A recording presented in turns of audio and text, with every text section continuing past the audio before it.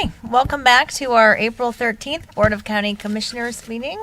And we will be starting off this afternoon with board and committee appointments, Library Board of Trustee appointments, presented by Donna Gordon.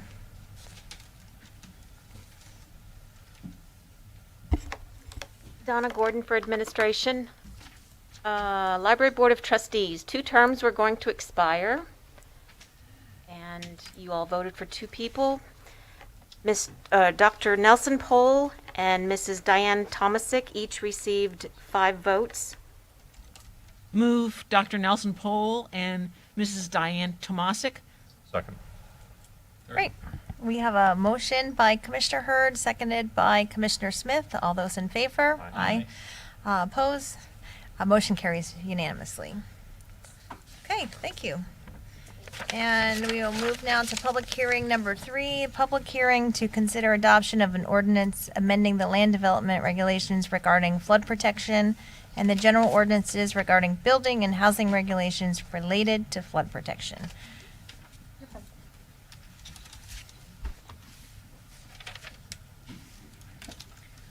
Good afternoon. Hello. Hello, my name is Jim Gordon. I'm the Public Works Director for the record, and with me I have Michelle Cullum, who's our Development Review Administrator. This is a public hearing to consider adoption of an ordinance amending the land development regulations regarding flood protection and the general ordinances regarding building and housing regulations related to flood protection. Michelle's going to go over the background of the item. Okay. Good afternoon, everyone.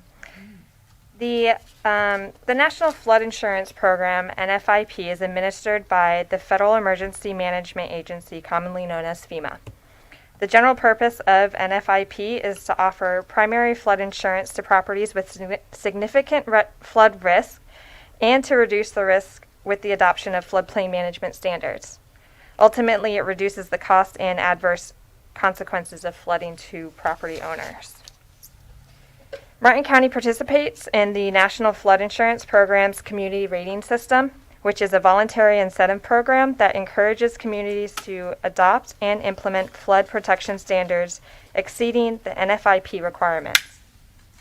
Each community that participates is reviewed every year by the Florida Department of Emergency Management to ensure adopted standards are being implemented. Every 5th year, FEMA performs an even more thorough review and determines the community's rating, class rating. Class ratings range from 1 to 10 and establishes discounts to flood insurance premiums. Currently, Martin County is a Class 6, which provides residents 20% discount for properties with a special flood hazard area and 10% for properties outside the special flood hazard area. Our 5th review is this year in October. Flood insurance rate maps, firms, are prepared by FEMA and are based on flood insurance rate studies. In February of 2020, Martin County adopted the coastal study, which focused on properties in the coastal areas.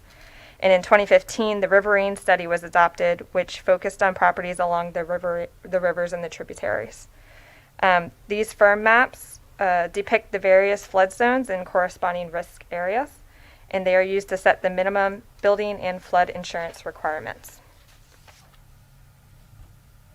The flood zones. Everybody is in a flood zone. The difference, some are high-risk flood zones and others are moderate to low-risk flood zones.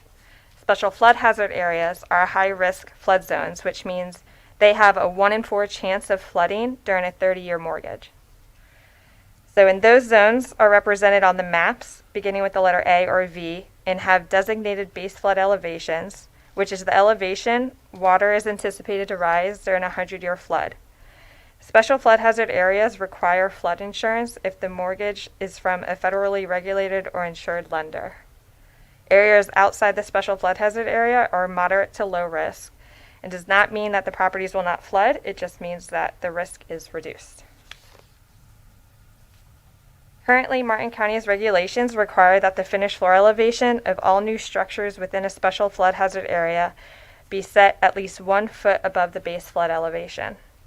Also, improvements cannot be made to structures within a special flood hazard area having a finished floor elevation less than 1 foot above the base flood elevation if those improvements are determined to be substantial. This limits the cost of the improvements over the past 5 years, to be less than 50% of the structure's current values. The idea is to retrofit the house to reduce the chance of flooding. The regulation also addresses special construction techniques to be used in coastal high areas, hazard areas that are subject to high velocity wave actions. And those are the V zones.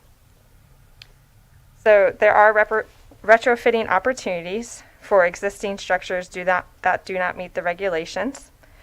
Those include elevating the structure, relocating the structure, demolishing the structure, or floodproofing the structure. So now we're going to transition into the proposed amendments to the LDRs. Article 4, Division 10, we went in there and just clarified the language in general, and we clarified the processes to distinguish between development orders, permits, and floodplain approvals. We also created a flood protection review committee, which is comprised of the building official, the growth management director, and the public works director, so that we can consider and grant variances to make the process a little, to address the issues that may not be cut and dried. And then we mirrored Article 10 in the appeals procedure. We are also requiring construction techniques used in the coastal high-risk area, the V zone, into the adjacent coastal A zone, which also gets us more credit in the CRS program. And there's only less than 12 properties in Martin County that are in that coastal A zone.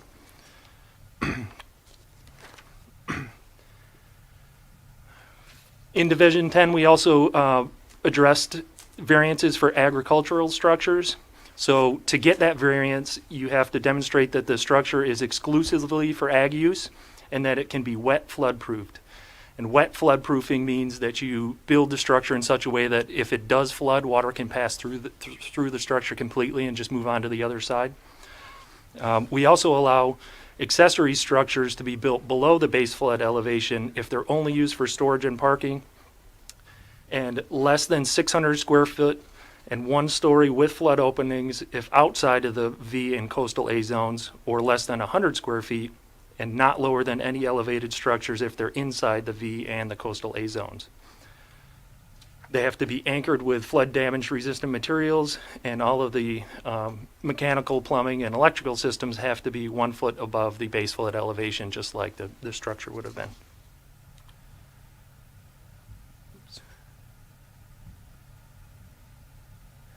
And the final thing in Division 10 is flood protection of manufactured homes. Right now, the manufactured homes can be constructed 3 foot above the current ground level, but that doesn't take into account what the flood zone is. So what we're proposing is it needs to be set 1 foot above the base flood elevation for the final structure elevation.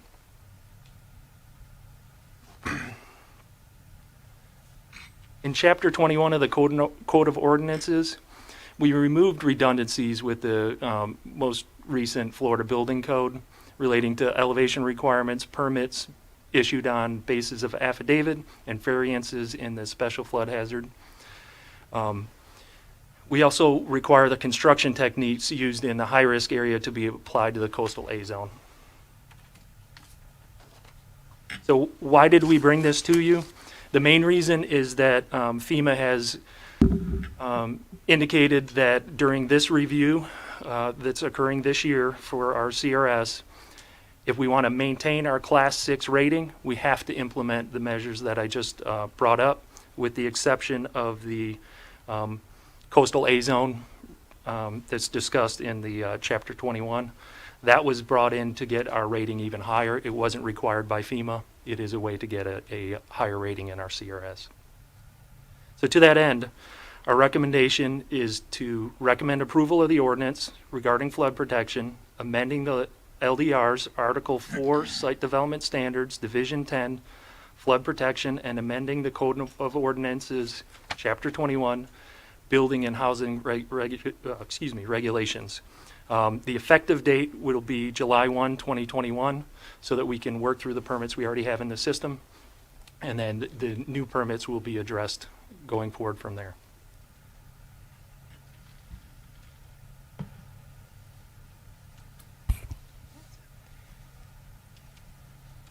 Ms. Story. Yes, Krista Story, Senior Assistant County Attorney. One of the things attached to your agenda item, you have the proposed ordinance. If the board is inclined to adopt it, we would like your permission to correct any Scrivener's errors, or between Ms. Wixer, who worked on this, myself, the actual ordinance, and a consultant with DEP, we had quite a few drafting and changes, and when Ms. Wixer and I were going through, I think yesterday, we have some errant strike-throughs, additional punctuation marks, those kind of things that we'd like to clean up before we send it to the state, both to DEP for the purposes of keeping the rating intact. So if you're inclined to do that, we'd appreciate that being part of your motion so we can clean the document up. Okay, thank you. Commissioner Hurd. Yeah, Ms. Cullum and Mr. Gordon, I trust you both. I think that you're very cautious staff people.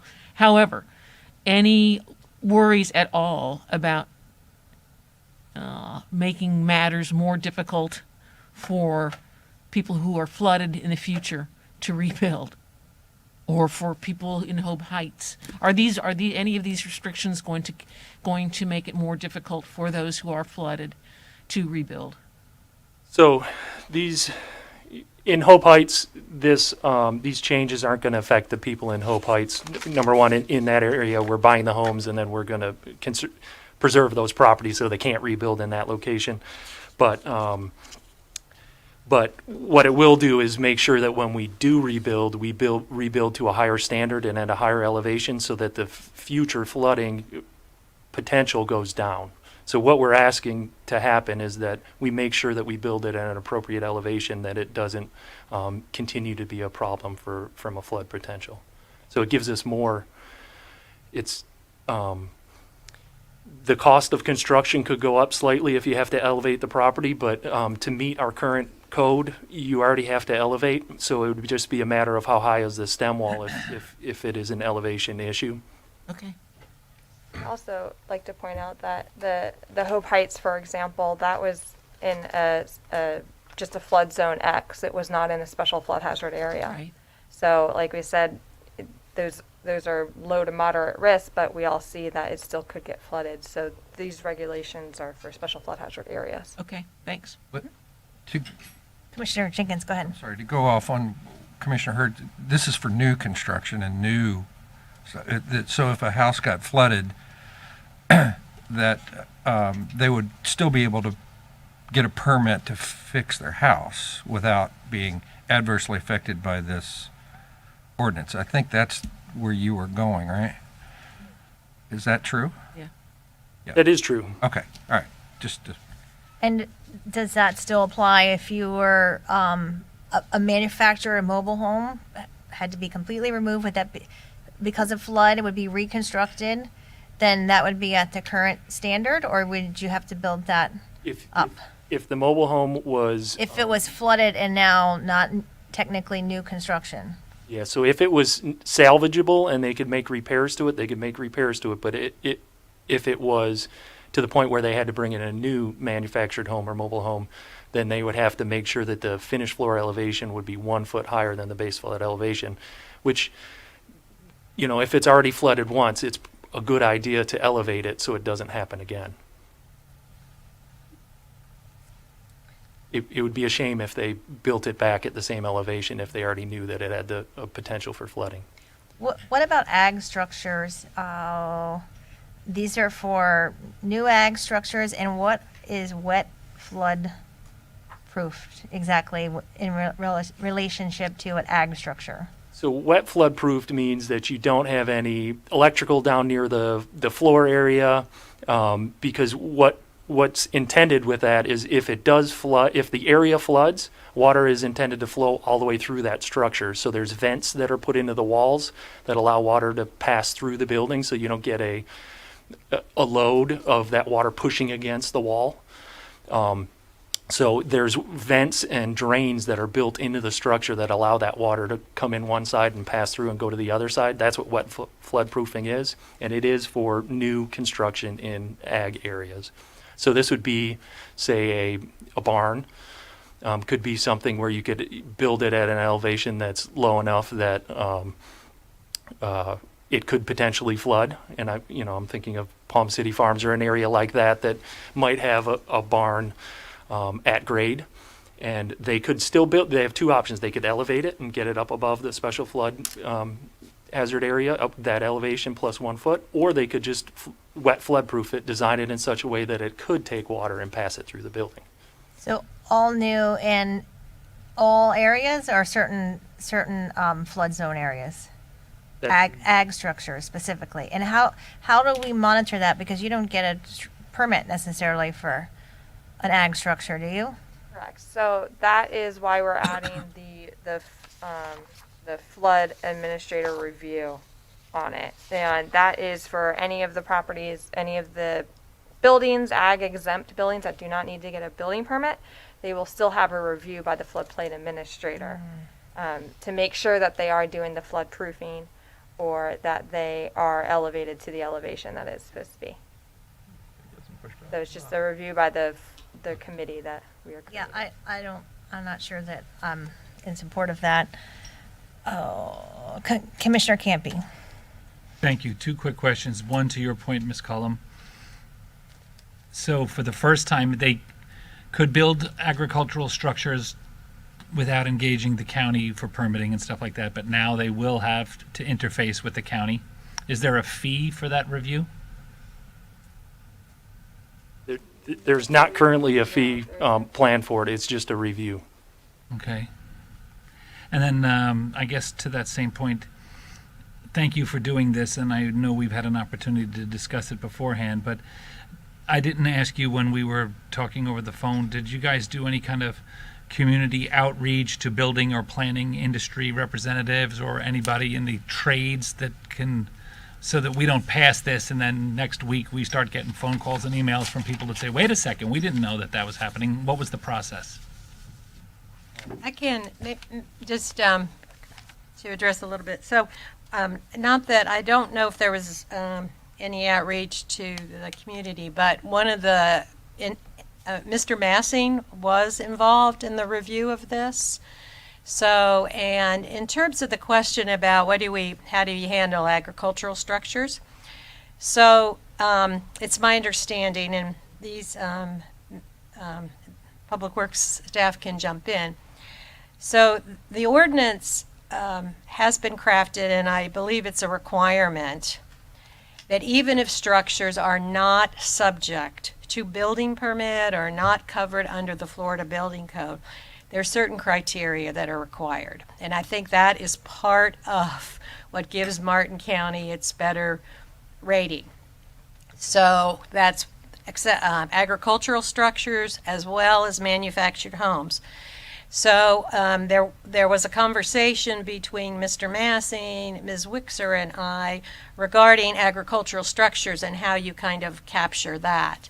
That's also that issue of agricultural structures and building without permits or building in setbacks and things is something I believe that the building department, the code enforcement division, is going to be coordinating with the property appraiser's office. They have someone that is in the agricultural areas and try to kind of have a coordinated effort to be able to monitor and track and keep advised of those so that people kind of and some outreach is part of that. So I think that Martin County's been implementing a great deal of the ordinance already, but part of this review was pointed out that there's some things that our ordinance was a little bit not lacking in, but needed further clarification in order to keep the rates down, which is kind of the driving force behind this. We had a consultant from DEP who was very insistent on some of these being included in our ordinance. So some of this is that it is a decision for the board to make in terms of what would be the ramifications of not including some of these things in the ordinance, but we've been advised it could affect the rates that are currently applicable to. Is there a deadline to which we have to do this, to which our ratings change?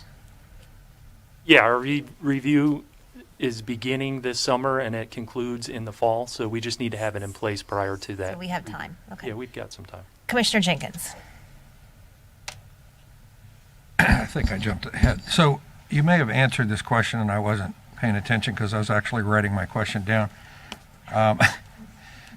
So this ag review, is that part of the FEMA requirement for us to maintain? It is. It is. That ag review is not something that we dreamed up. That is one of the required items from FEMA to maintain our Class 6 rating. Okay. The only piece that I presented that isn't related to that is the inclusion of the coastal A zones and requiring those coastal A zones to build to the standard of the V zone, the adjacent V zone. And a V zone is essentially right on the beach. An A zone is that next step back behind the dune, to give you an idea. And like I said, there's less than 12 parcels that are affected by that, and they're already built. But is this a ag review required on something that's getting a mortgage from a bank? I mean, if you're building I'm thinking of the shade things for a horse out in the middle GD or a of pole barn, you're not going to mortgage that.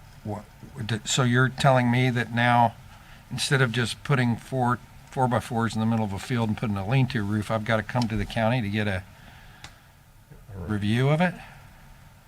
so that is what FEMA would like to see, is that we review review structures as they're built or before they're built to make sure that they are built either above the floodplain or in a manner that will allow it to pass flows so that there isn't structural issues. Yeah, if the public knew this, we'd have the room full. Yeah, Commissioner Smith. First of all, none of this is directed at you two. Yes. It sounds like it's like, what are you guys doing? I would be curious. So is it all 67 counties are getting reviewed at one time, or is it like a staggered term, like half the 67 get this year and next year the next?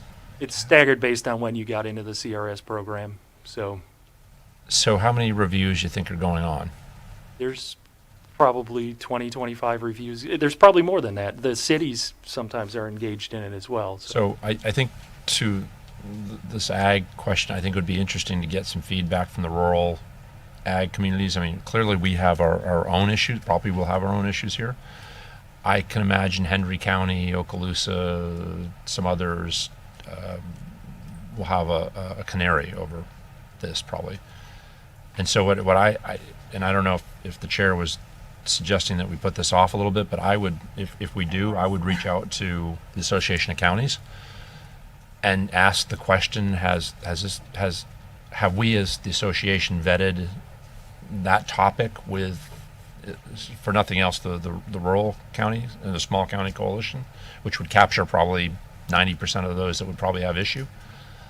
The other question I had for both of you, so Commissioner Heatherington asked the question, and I'll ask it in a different way. She asked about a manufactured home or a mobile home. If you had a traditional foundation built slab house, and for some reason, hurricane damage, whatever, you lost more than 50% of the house, would you then be required to raise the whole thing? Yeah. So that's not part of this item, but we do have a substantial improvement requirement that if you are in a special flood hazard area and you have damage, if you want to do any construction in your house that costs 50% or more, you would be required to elevate that home to make those repairs. Currently? Yes. Yes. But elevated to what standard? The old one, or this now 1 foot above what? That's the current standard in special flood hazard areas, is that you have to elevate to 1 foot above. The only variable that we have right now is that doesn't apply to mobile homes. So we're bringing the mobile homes to the same standard that we are requiring. Okay, so if a house on the island were beat up to the point where it was more than 50%, and if it weren't at that standard, it would be required to be elevated to that standard, but that standard's been in place for ever? Been in place for years. Years. Yes, I would say years. All right. But yes, they would be required to do flood proofing, like we talked about wet flood proofing, but they have to do dry flood proofing. I think everybody's probably seen photos of the home on Hutchinson Island, just north Yellow of House. the island, where water flows underneath that building. That's built in with wet flood proofing, where the walls are kind of break away. So yeah, we're already implementing that for traditional construction. This just speaks to the mobile home and bringing that up to the same set of standards. Okay, and I'm sure I know the answer to this, but if it's 60% loss, they don't have to. 60%, anything greater than 50%, they have to. I'm sorry, I said that the wrong way. If it's 40%. Yeah, if it's 40%, they don't have to. But the problem is it's a 5-year return period that we look at. So if they make their repairs, it's worth 40% of the value of the home today. 2 years from now, they want to do all the windows, put in impact glass. That may put them over the 50% mark, and then they get put into that group where they have to elevate the home or not make that repair. That's what the current guidelines are. That's our current requirements. Wow.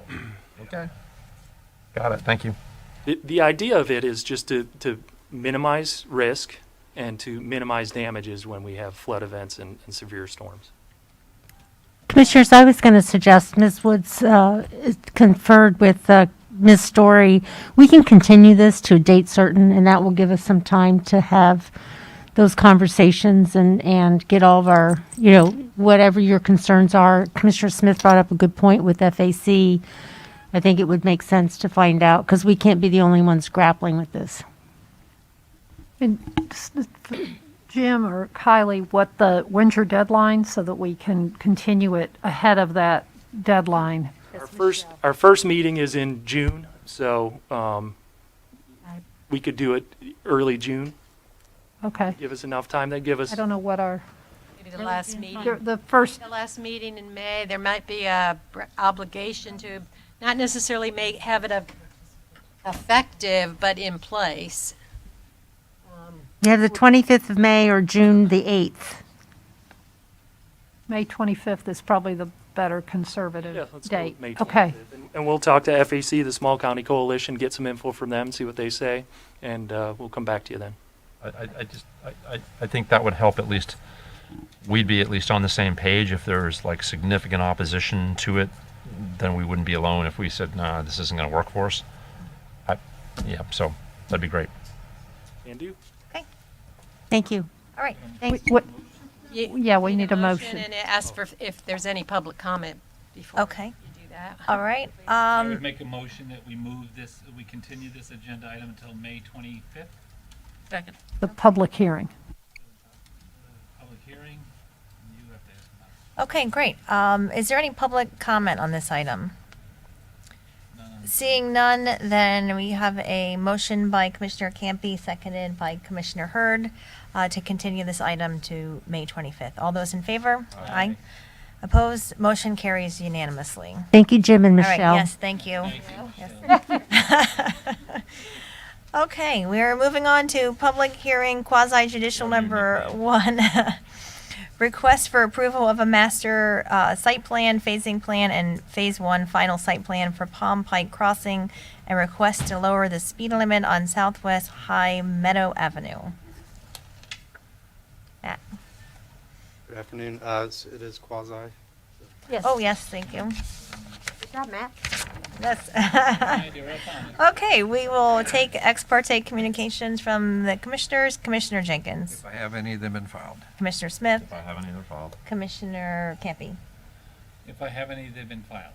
Commissioner Hurd. If I have any, they've been filed. Same, if any have been filed. Does the applicant have return receipts?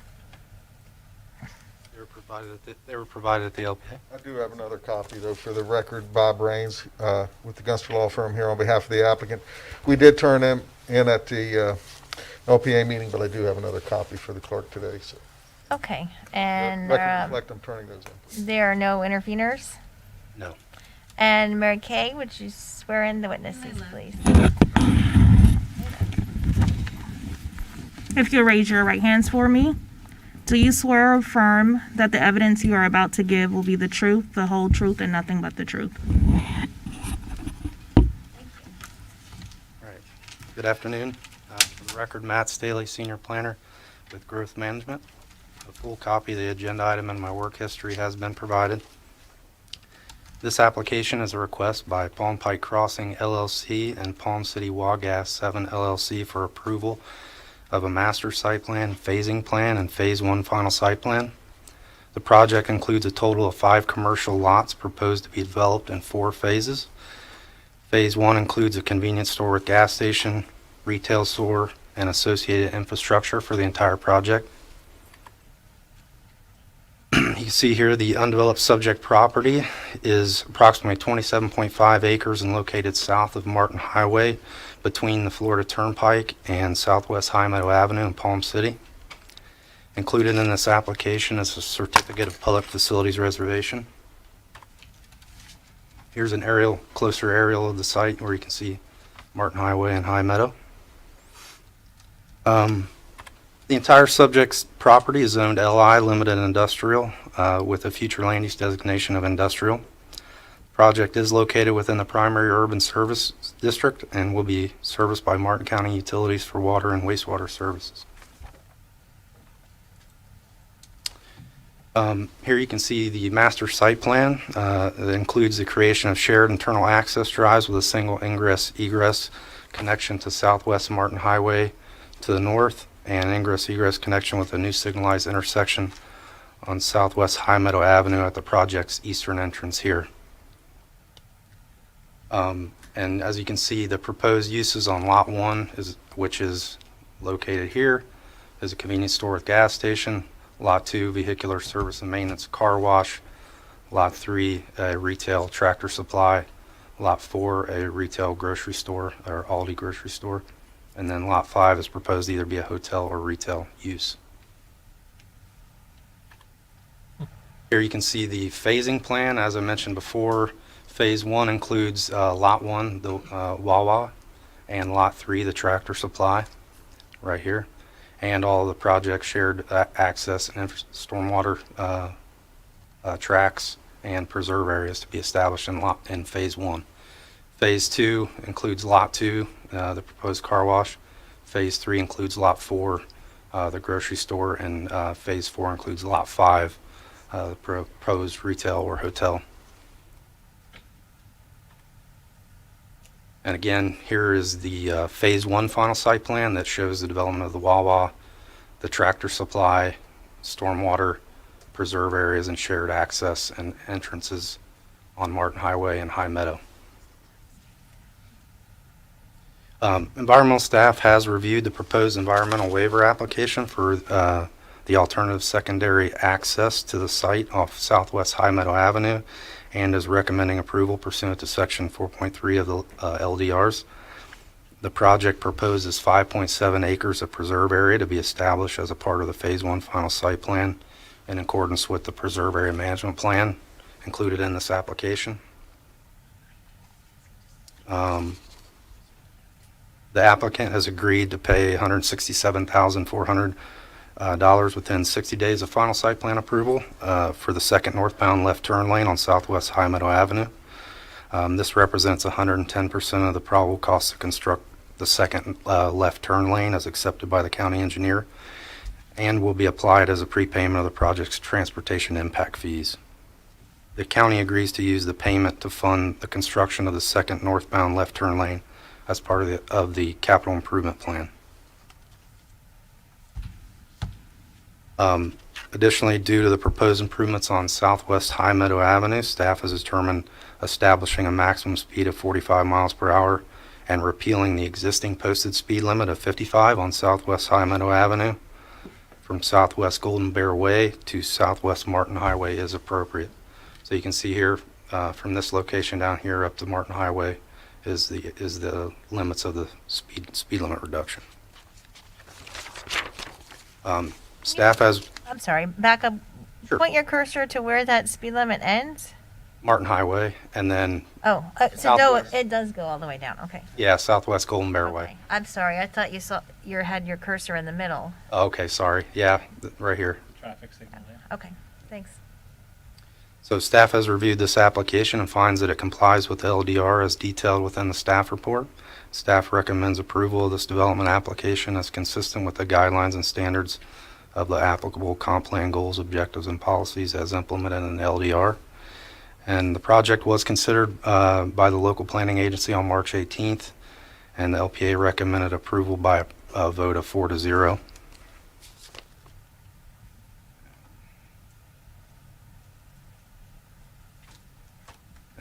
With that, staff moves that the board receive and file the agenda item summary and all its attachments, including the staff report for the record as Exhibit 1.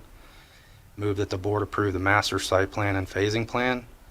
And move that the board approve the Phase 1 final site plan, including the preserve area management plan and environmental waiver. And move that the board approve a CIP sheet committing the required transportation impact fees to fund the construction of the second northbound left turn lane on Southwest High Meadow Avenue at Southwest Martin Highway, and move that the board approve the resolution reducing the speed limit on Southwest High Meadow Avenue to 45 miles per hour.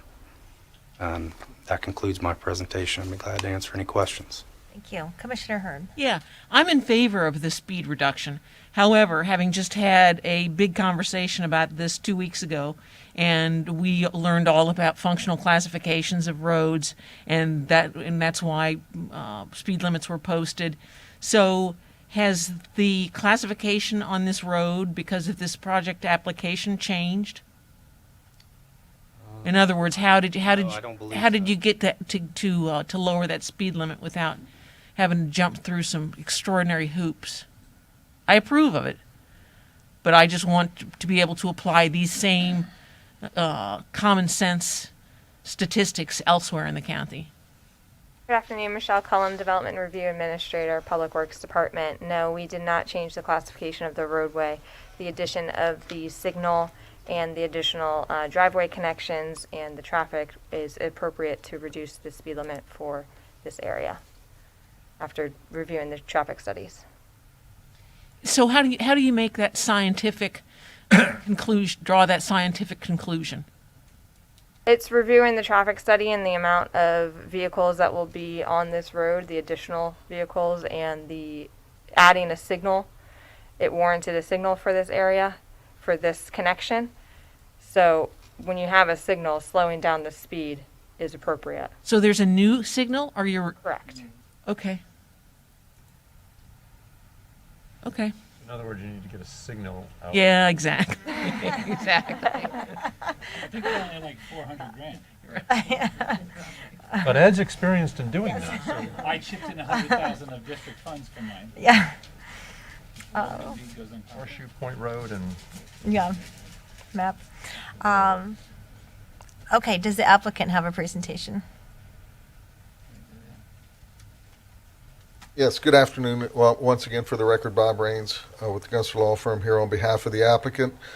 We're pleased to say that we do have received and reviewed the staff report, and we do agree with staff's recommendations and the comments and the conclusions in the staff report. I would just again emphasize that this is a straight zoning project. It's not a PUD. We're not here asking for anything other than we are requesting the waiver for the wetland for the right-of-way that is a platted right-of-way that we're going to be a part of constructing.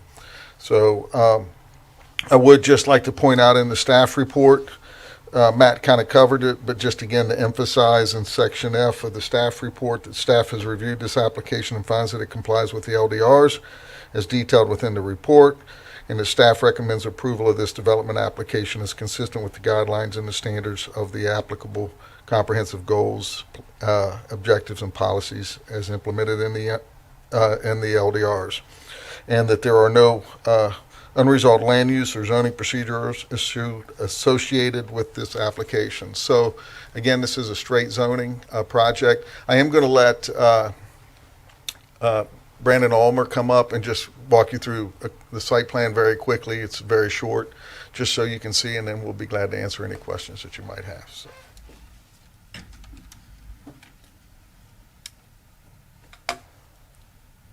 Thank you. Good afternoon, Brandon Ulmer with Thomas Engineering. I'm just going to walk through, kind of fill in some of the blanks that might have been along the way here. So you've seen the site plan, you've seen the various lots. You can get an idea of the lot sizes, the preserve areas, the total project area. One thing I want to point out is that there is a portion right on the corner that is not owned by the applicant and is not part of this project. That property is actually mostly wetlands. If you kind of follow the wetland lines up through there, you'll see that that's majority of that is wetlands. We did provide a cross access for that property in any case that there could be potentially something that could be developed there. So this is the site plan that we're looking for phase one. Some of the improvements that the project is going to be required to do directly for the project would be the right turn lane on Martin Highway and an improved, access point on Martin Highway. Note that this Martin Highway access is basically right in, right out. There is a median there. And then the second access is down here. We're connecting to the existing right-of-way that's there. We're improving it, widening it. We're going to be dedicating some right-of-way in that area as well. That will include a traffic signal as well as turn lanes that are required for the project, right and left turns at that signal. So this is kind of a blow-up of the Lot 1, the Wawa. Most of you are probably familiar with the Wawa. I just wanted to point out some of the sidewalk interconnects that we have created. There's a sidewalk and patio area for the Wawa itself. This sidewalk will actually help us connect to the Lot 2 as well. There's also obviously a sidewalk along Martin Highway that's there. And so this is Lot 3. You can see some of the project specifics. One thing to point out, the parking, we're pretty much right on the parking count. And you can see kind of the interconnects with the lots throughout sidewalk interconnectivity. This will also connect to the future Lot 4. This is a fairly standard tractor supply, although it's been enhanced to meet the Martin County requirements. But they've got their yard on the side. They've got some display areas out front. And so this is a topic that you guys are also familiar with now. This came up in the LPA. There was a question about how are we handling the floodplain for the project.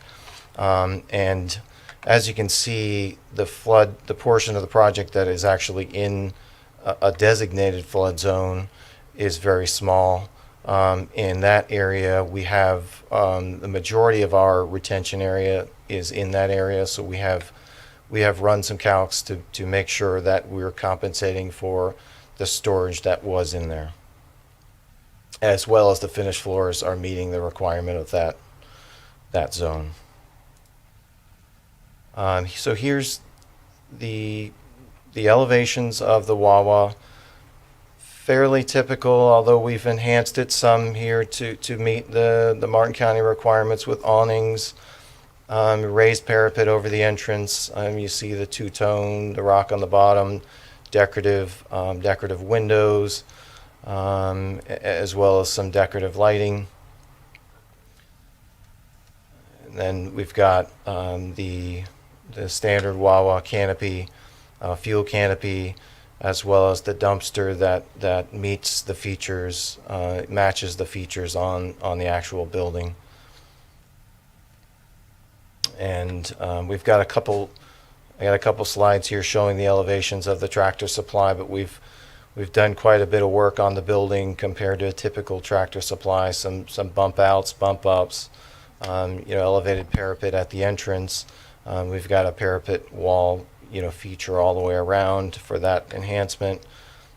We've got the covered awnings, sort of a two-tone type design. It's got the decorative light fixtures, the awnings, and decorative stuff over the windows. This would be the other two elevations, kind of east side towards High Meadow, sort of a secondary facade, but you can still see the same projections and elevations, features, the parapet wall, the coverings over the windows, and this is the rear elevation, also showing the elevation changes and the projections in the building. So we did a couple of renderings for, actually this was done back for the developer to see what it would look like along the turnpike with the buffering and stuff that we're proposing and how far set back the building is. It's going to be heavily buffered. And this is one more look along the turnpike. You can kind of see some of the turnpike features and the buffering and the type of planting that we're looking to do. So that's all I had. I think Bob wants to come back up and Questions for him? Oh, sir, can you stay for a moment? Commissioner Camping. Sir, thank you very much. I appreciate it. A couple of questions for you. I guess one, while you're looking at this slide that's right there, you had mentioned this is the view from the turnpike. My question for you is, what is the view from High Meadows? If you could go back to your elevation, I know that most of the wetland will be along that parallel to High Meadow. Yeah, and we attempted. Yeah, you can use this one. How much vegetation and landscape buffering will there be? If someone's driving by on High Meadow, will they see these buildings? You may see glimpses of them. Something that we all have to kind of understand is that this preserve has a lot of exotics in it. So part of our requirement is to clean that out, and so it's going to look like we're making it bare, if you will. But that will include replanting, which, as you know, replanting is going to be smaller material, although it's going to eventually grow. That's my next question for you. And I had mentioned this once to Mr. Rains when we had the opportunity to meet. I know that these are basically standalone businesses. A Tractor Supply, we know what that's going to look like. You showed us the elevation. The Wawa, an Aldi, those types of businesses. So it's not like a shopping center or plaza, because they're all individual national branded looks. Will there be any cohesive overall site plan or aesthetic or public amenities for all of the phases collectively? You know what I'm saying? Are these individual businesses located on a cohesive plan, or they're all independent of each other? I mean, ultimately, they're independent of each other, although we have all the interconnectivity, the sidewalks and benches and things that are required for each particular user, where their bike racks and benches are closer to their entrances. It would be pretty far to travel if somebody wanted to park up here and was going to Tractor Supply. So I don't think it functions as a strip type center. I think it's ultimately going to function as, you're coming here, you may get gas, you may stop at one of the other uses at the time, but I don't know that you're really going to be, I don't know if wandering is the right word, but like meandering through the project. They're more of destinations, I would say, than I hear you. My only concern would be that this is, going to, especially with the Wawa and these other stores. I get that if I'm getting gas or if I'm getting a soda at Wawa, I'm not going to park in the Wawa, limited parking spaces at Wawa, and then walk over to the Tractor or go grocery shopping. However, this is also, we have a middle school within a bike distance. You've got a lot of neighborhoods, a lot of young people that live here. I would also hope that maybe we can coordinate with our staff to have a Marty bus stop type of arrangement somewhere, at least into the future, figured out where that could be. But then the concept of a group of teenagers, if you will, riding their bikes over to this location, I just would want to make sure that, the interconnectivity from some kids that went to Wawa and then were riding their bikes over, that the sidewalks connected through, that there's some cohesive plan through this entire site. And then my other point would be that, I got to give you credit. I have not had any adverse feedback to this. I think in the past there was something else that was planned for here. I can't remember exactly what it was. And there were a few people that were upset. But I think in my own, representing these people, this is my district, and actually I could walk to this location from my house. What I've always told my constituents in Palm City is that, everyone understands that something was going to be built here. What I would hope, and I've said this to Bob in the past, Mr. Rains, and I hope you will hear me and bring it back to the owners of this project, we want to be proud of what you're building here. We want it to feel like it's appropriate to Palm City, it's appropriate to Martin County. So if you had a specific budget to meet the minimum requirements for landscaping and things like that, if you had to put the basic signage and the basic, we are required by code to put 3 park benches in. But if that park bench could have a pergola above it, or even when they built the Walmart, if you drive around in the Walmart parking lot, their bus stop or their little spaces within the parking lot, they were nicer. So I would hope that with this project, especially, as soon as you tear out all those evasive, it's going to look like you cleared the property in the wetlands. But whatever your landscaping strategy is and your budget is, I would hope, and you would gain a lot of commission support, at least from me, and local support. People just want something that they can be very proud of in their community. I think that the advantages and the convenience of a Wawa and some of these other big branded stores that you'd be bringing, people will like that. But I just want it to be something that when it's done and we're there for the first couple of times, that we can look around and say, this was well done.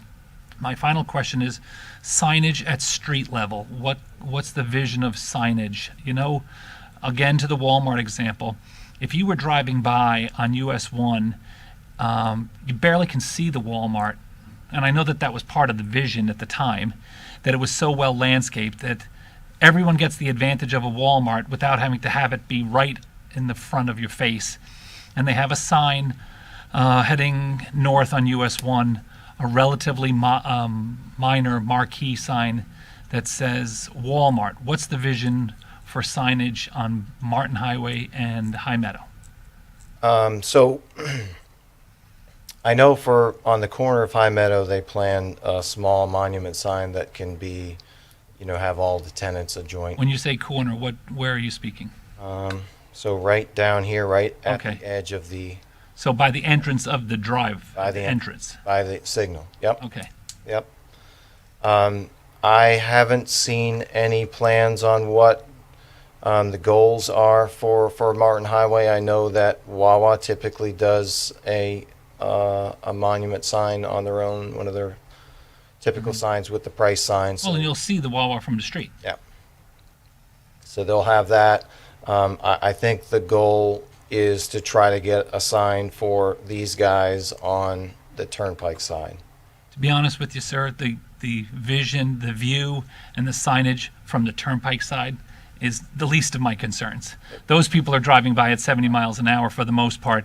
It's the people on Martin Highway and on High Meadows, the actual neighbors and the residents there, So I would also ask our staff to keep the concept of pushing for landscaping, pushing for, and I know you have legitimate people working on the project, but it would really go a long way if we could make this something that everyone, even the people that are leery of anything going here, can eventually show up and say this was well done.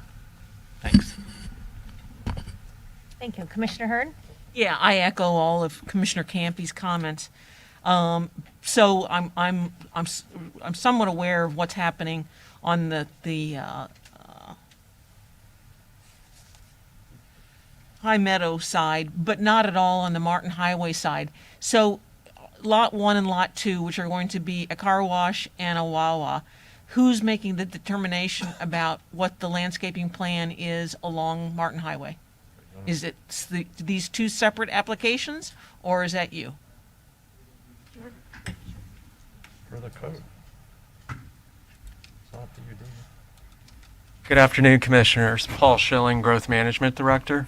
So this application is for a master site plan, as we know, which includes the aforementioned lots. Each one of these lots has a landscape plan associated with it, and to Commissioner Campy's comment, each one is subject to commercial design. So in essence, these lots, if you will function on their own. Each has been reviewed in accordance, the ones that are the subject of today's hearing have been reviewed in accordance with all the applicable land development regulations and design standards. So the signage will be part of a future building permit application, at which time it will be subject to those design criteria that are in the LDR. So if we can look at this project comprehensively, which we've done, we've also looked at it from a comprehensive perspective, but also individually on those lots, which are the subject of today's hearing. So we're not going to have another look at this. Not those lots. The lots that are not subject of today's hearing, you will not necessarily look at, depending on. I'm specifically talking about lots 1 and 2. Lot 2, I believe, would be reviewed as a minor final site plan. All right, so no. And lot 1? Lot 1 is today. We're Right. looking at it today. Lot 1 and, Lot 1 is Wawa? yes, Yeah. ma'am. So where's the landscaping plan? I don't know if you guys have. It should be in the, I believe it's in the agenda item. Can you pull it up? I mean, we have the view from the Turnpike, so I would hope that we have the view from Martin Highway, since that's.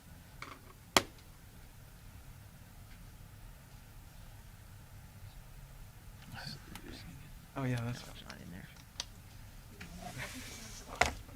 encroaching on your stuff.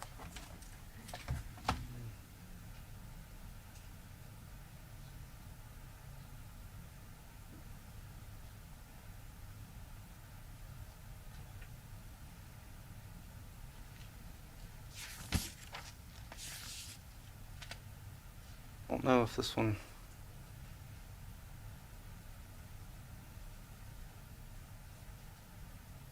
Ooh, that did not like that. Madam Chairman, if I may, the landscape plan, if it is not in this agenda item, has been reviewed, obviously. We have made an effort to not necessarily put all the documents within these agenda items because it would be a couple thousand pages with the differing reviews and differing rounds of reviews. So if it's not, we can certainly get that to you at a later date. I just think it's important, both the projects that we're referring to. We're looking at the Walmart and we're looking at Wawa. Both are in the city of Stewart, the ones that I'm considering. Yes. The Walmart, the landscaping plan is fantastic. It completely hides the building. And the building architectural standards are a higher standard than they are elsewhere also. However, the Wawa that's in the city, north on US 1, has no landscaping. So It's a little bit. it's completely exposed. So which one are we going to get? Are we going to get If I may, the Walmart you refer to, the existing Walmart that is near Pomeroy? Yeah. That is, as I understand it, quite a bit of that area was existing native landscaping on the periphery. So that was incorporated into a preserve. So I don't know that that was necessarily, and I wasn't involved in that project. That's on the east side. I'm talking about the west side, Okay. US 1 side, not Commerce.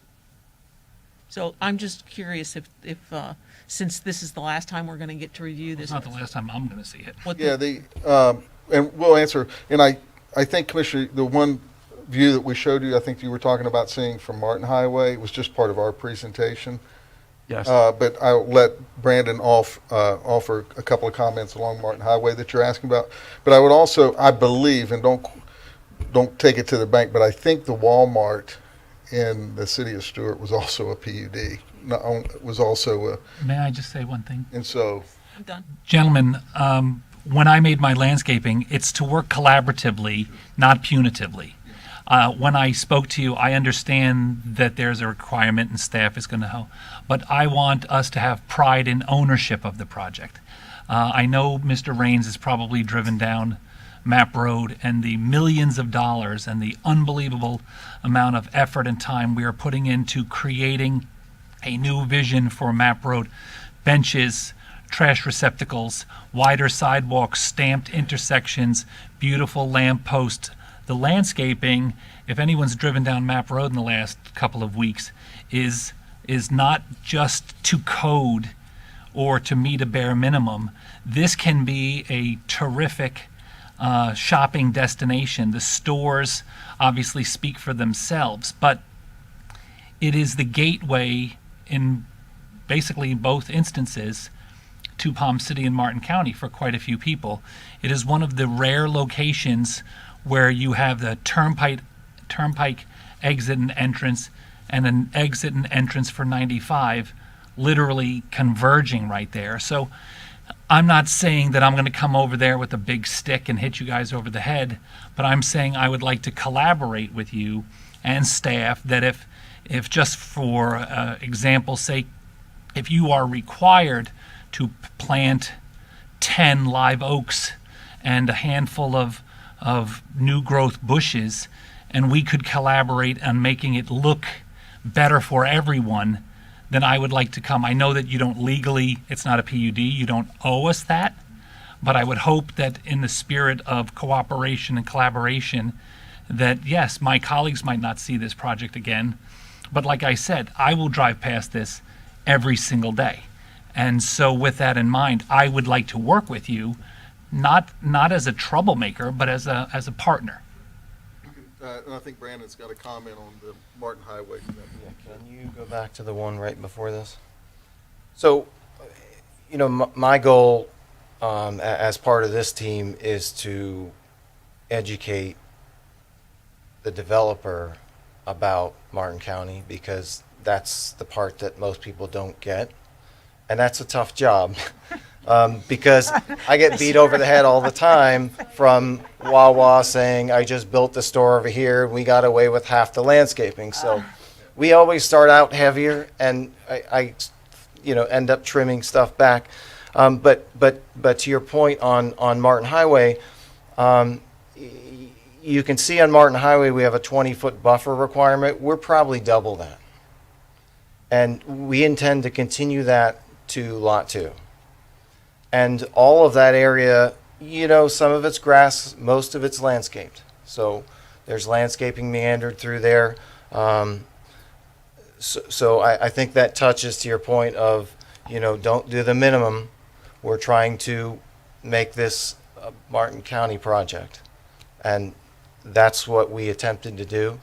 I believe the landscape plan is enhanced more than code minimum. And the reason why I say that is because I don't like to get to code minimum, because that means I get more comments. Well, and code minimum is the legal bare minimum. It's not a goal to strive for. It's what you are legally responsible for. And I will collaborate with you if you want to contact me, or if there's people that I need to speak to out of town. I know Mr. Raines will represent us. He's a Palm City guy. He was. He's good for you.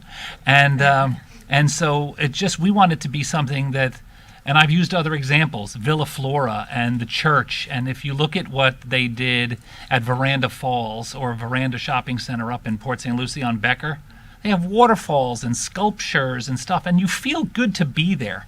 And if you're going to have a hotel and a couple other amenities here, it would just, and I'll work with you. You know, I'll use district funds I just want to make sure that this looks terrific. And we will absolutely, you can rest assured, pass your comments along to Commissioner. And if I need to pass them directly along to who's ever this check writer, I'll talk to him too. We'll be glad to work with you on that and make any connections, but we'll pass your comments along to Thank you. to the client. Is a local contractor building the Wawa? Is it Hooks? He's my neighbor. Don't know exactly if they've selected anybody yet. Well, they should use Steve Hooks. I'm not saying that you have to use Steve Hooks.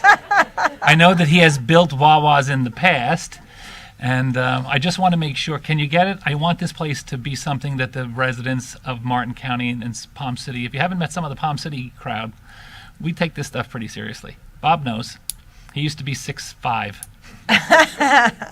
Okay, so does that complete your presentation, Mr. Raines? Yes, it does. Thank you. Okay, and we're going to, you know what, do we have, no forms. Do we have anybody on Zoom that would like to public comment?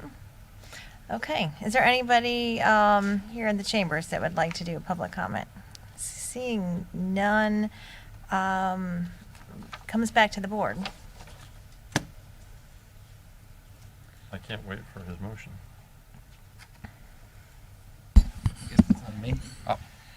If I'm going to make the motion, I'm going to hold you guys really partnership accountable for this because I'll be held accountable. So you'll be with me. I make the motion to accept staff's recommendation. Second. Okay, we have a motion by Commissioner Campy, seconded by Commissioner Jenkins. All those in favor? Aye. Opposed? Motion carries unanimously. Thank you, gentlemen.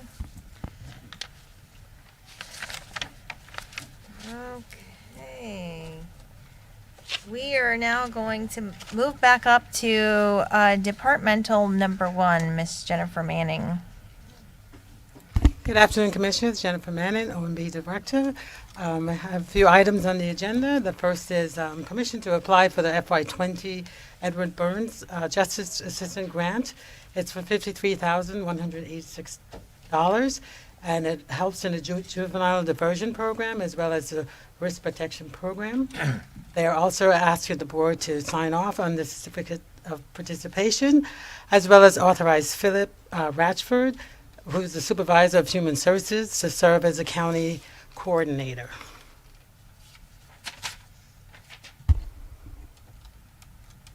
Second item is permission to accept the Florida Department of Environmental Protection grant for the beach for Martin County Shore Protection Program.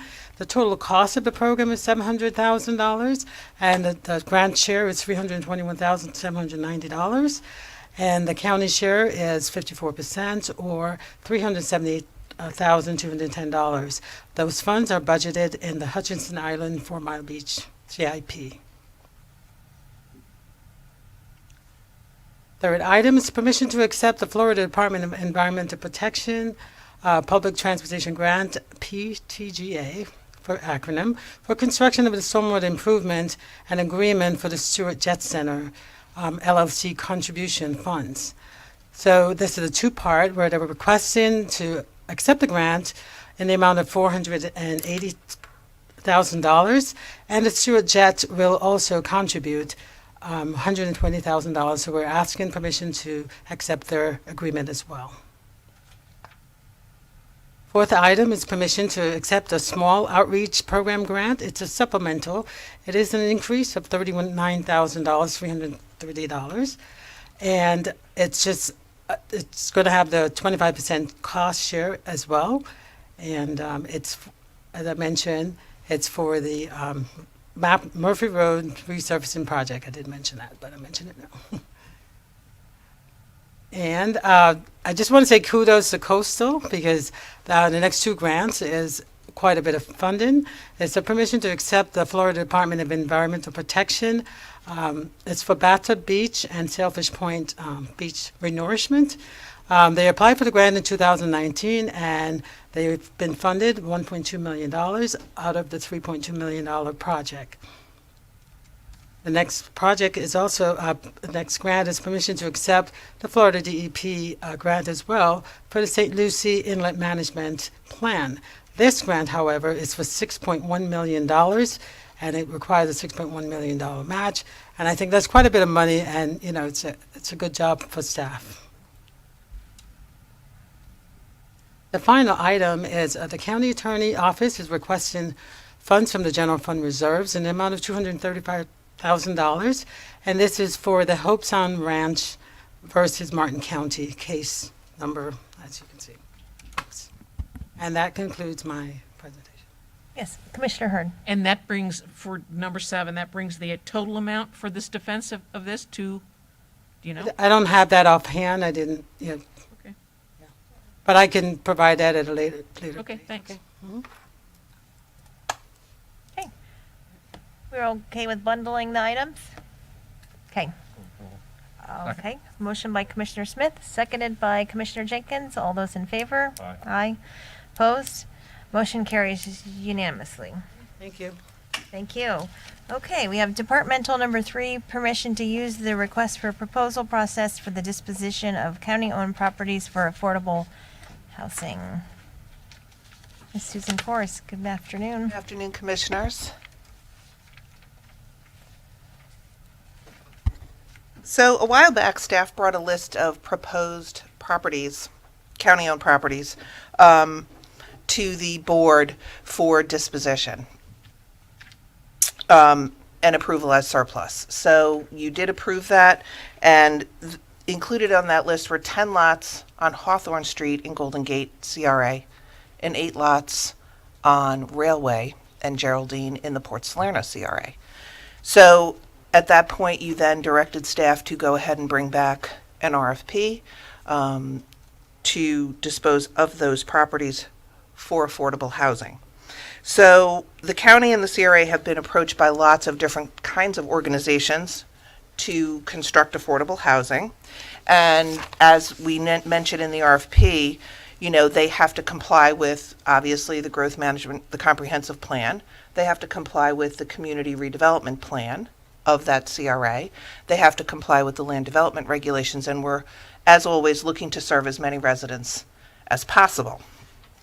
So the RFP will also propose that those properties remain affordable for 20 years, and that we open up the RFP process to other organizations, not just nonprofit housing organizations. There's lots of organizations out there that do this kind of work, and we'd like to make sure that we get the best product that we can for the county, for the residents. However, we will award additional points to nonprofits because we think it's important that they be in the mix and get counted.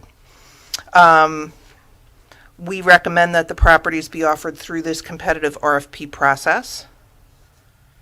And our recommendation is move that the board direct staff to follow the competitive RFP process in the disposition of county-owned property in the Port Salerno CRA and the Golden Gate CRA for affordable housing as presented. And I just wanted to make one more note. We will be doing the same thing in Golden Gate. If approved here, that will also be for the Golden Gate CRA. So moved. Second. I have a question. Are there going to be different criteria in Golden Gate as it relates to, I noticed this agenda item only had the Port Salerno CRA outline. The RFP will be the same, but there's the criteria that applies to the Golden Gate CRA will apply? So it would be, they would have to, of course, follow the same rules. So the RFP would go out in Golden Gate and the same rules would apply in terms of what the organization had to deliver. Comprehensive plan, consistency, Golden Gate land development regulation consistency, same thing. The difference would be, Commissioner, is that in Golden Gate, the future land use and the zoning subdistrict are a little bit different than in Salerno. So we might have the option to get a mixed-use project if that's what we want. So my question is, are you coming back with a separate item RFP for Golden Gate? Because that's the way I interpreted this. No, actually, I was hoping to get approval for both here, but I certainly can come back.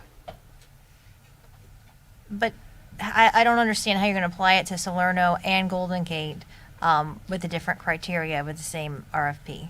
Okay, so I did. Originally, I read the item that it was going to apply separately, so I assumed that the RFP was going to be different for Golden Gate than it would be for Port Salerno. So the RFP will basically be the same. I mean, our criteria is the same. If you looked at, let me see if I have it. So there's a set of selection criteria that they will be judged on, or scored on, I should say. And I just want to give you, so these are things like organizational capacity to successfully implement the project. That would be exactly the same.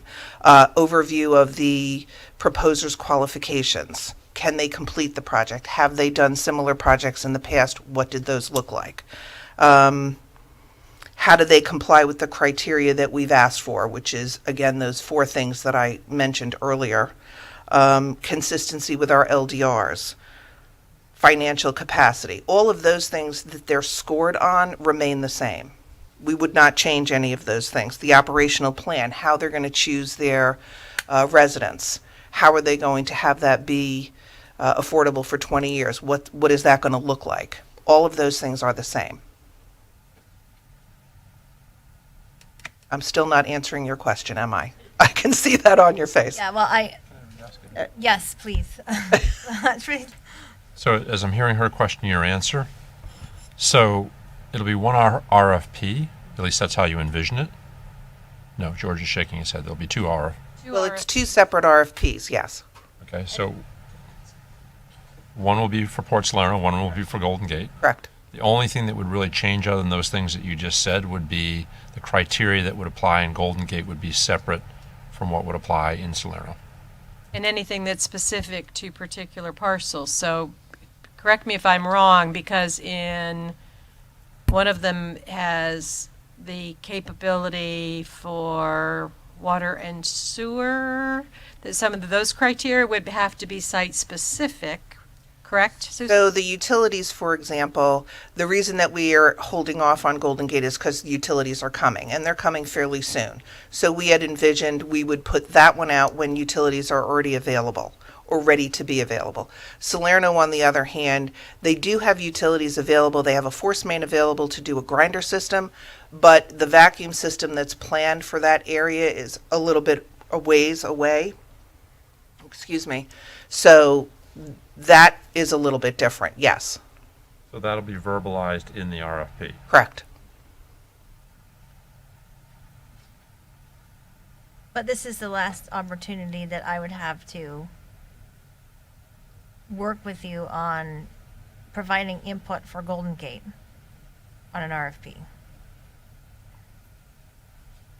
I would be happy to work with you, Commissioner, on that in the future. Yeah, it's definitely not your last opportunity. This just gets the process started. Yeah. But as we saw earlier today, once that RFP is on the street, then you enter the cone of silence. You don't have any opportunity for any input. Then it comes back and... For the Salerno, yes. Before the Golden Gate went out on the street, I don't have a problem coming back and talking with you all about that. Yeah, well, I'll just say, can you go up to the beginning of the agenda item? I can't get to it.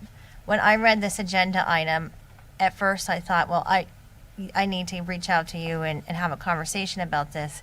But then as I read it, it looked like it only pertained to Port Salerno, and then Golden Gate. When I read Golden Gate would be released at a later date, I took that to mean that you were going to come back with something separate for Golden Gate. And I can happily do that. If you'd like me to change the motion, we can do that. I would just... That wasn't the I would intent, just but it's appreciate fine. The opportunity to, sit down and review it with you personally, and I apologize that I didn't have the opportunity to do that. And... So Commissioner Hurd. Yeah, just out of curiosity, is the RFP going to have the same local vendor preference as we talked about this morning? Or no? It doesn't have a local vendor preference in terms of scoring. it has a nonprofit organization preference in terms of scoring.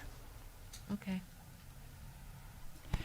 The local vendor preference is for procurement, and this would be to authorize the disposition or the sale of the property, so two different things. I just wondered if there was some sort of a preference for a local builder rather than getting Pulte Homes in for some nationwide home builder to come in and build a project. It's not currently contemplated, correct? No, but we could research it if that's the will of the board. I don't, off the top of my head, have an answer, but I'm happy to, if you want to. This is the first RFP that the CRA has done for the disposition of property, and I think it'll be interesting to see, Commissioner, what we get back, frankly, what interest there is out there and how they propose to do what we're looking for them to do. And in this RFP, as in others, there's also the fact that we don't have to accept any of them. And certainly this comes back to you before contracts are signed. This would come back to you for resolution for whoever the selection committee wanted to put forward. We've had some very interesting proposals from some nationwide companies to come in and do affordable housing, so I'm not ruling them out by any means. Yeah. I think that they may be able to do a more efficient economic job than some of our local, so I'm just curious. Can I just make a suggestion? I'm sorry, I'm butting in. Sarah Woods, County Attorney. We could look at the point distribution and bring back to the board whether you wanted to have extra points for a local entity. I mean, we could look at that type of thing, but again, completely up to the discretion of the board. If you want to do that, or you just want to look at it I don't as want to to the reinvent the proposals. wheel. I was just wondering aloud. I like the concept of the not-for-profits getting a little bump because a lot of this is right in their wheelhouse. I know that in the past, Habitat for Humanity and others, and obviously if you're a not-for-profit, you're very good. I'm sorry. If you're a not-for-profit, you're most likely local. And if it was someone out of Jupiter, let's say, but it was still a not-for-profit that you felt worked in the selection, the end result is to have a great product that people can afford and have home ownership. We do have a couple of organizations in our community that'll probably be ready to go with something like this. I don't disagree with what Commissioner Hurd said, but I think the scale of this is probably too small for those bigger folks. But Yeah, the a lot of- not-for-profits a lot are of the- perfect. Yeah, the local organizations know our residents, they know our rules, so that would be my expectation as well on something this small. Commissioner Smith. Madam Chair, I'd make a motion that we approve. We did? Yes, but it was before Commissioner Oh. Harrington requested. Then I'm going to change that. Okay. Did you make the motion already? I So didn't. do you want to make a substitute? Oh, he made the motion? I'll let him do it Did you then. make the motion? I Alter the motion. yes. What do you want in it? I would Just like to Port bring Salerno. back, yes, Golden Gate. You're just authorizing the Separate issuance them, of the RFP for Port Salerno. Ms. Corus, are you comfortable with? Yes, absolutely. I am known as benevolent, so I will allow it. I'm sorry, so what are you changing your motion? Whatever she wants. Should I read it? This would be just to approve of the motion for Port Salerno CRA, and Golden Gate CRA would come back with a separate item. The RFP for that would come back to the board at a later date. Yes. Seconder agrees. Okay, so we have a motion on the floor by Commissioner Campy, seconded by Commissioner Jenkins. All those in favor? Aye. Opposed? Motion carries unanimously. Thank you very much. You're welcome. Oh, I thought you. Okay, 3:30 on the dot. We are going to take a You're like an air traffic controller. 10-minute break, and let's see if we can land this plane after the break. You're scheduling trains. So we will be back at 3:40 for a workshop.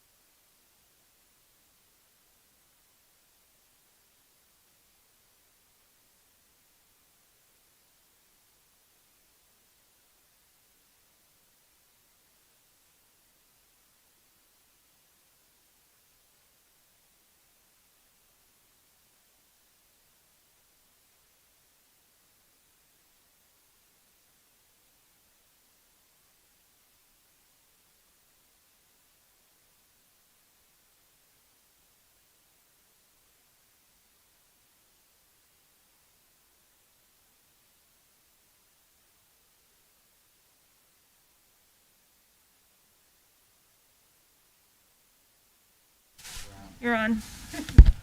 Okay. Welcome back to our April 13th, 2021 County Commission meeting. And we will begin with our CIP workshop, and we're going to start with library. Well, you're going to introduce the item. Okay. Go ahead. Good afternoon, Commissioners. My name is Stephanie Murley. I'm the Budget Financial Manager for the Office of Management and Budget, and I'd like to introduce Kelly Wilson, the new Budget and CIP Coordinator. So this is my last CIP presentation to you all because I am passing the baton. So we're here today for our fiscal year 22 capital improvement plan. So during this workshop, we will define the capital improvement plan. We'll discuss the CIP origination and process. We'll discuss the revenue planning and proposed expenditures for FY22. We have some awesome FY22 CIP project highlights. We'll discuss the FY22 CIP impact to the overall budget. And then finally, the board review of the FY22 CIP that is in your giant book in front of you. So what is the capital improvement plan? The capital improvement plan, or the CIP, is a proposed schedule for the expenditure of funds to maintain, construct, and protect the county's infrastructure over the next 10-year period. The CIP is a multi-year planning instrument used to identify needs and financing sources for public infrastructure maintenance and improvements. Revenue planning for the CIP.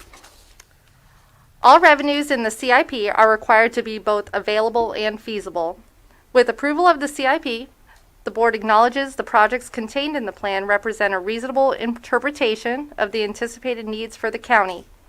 Projects contained in the first year of the CIP, which will be labeled FY22 on your detail sheets, will be included in the FY22 budget.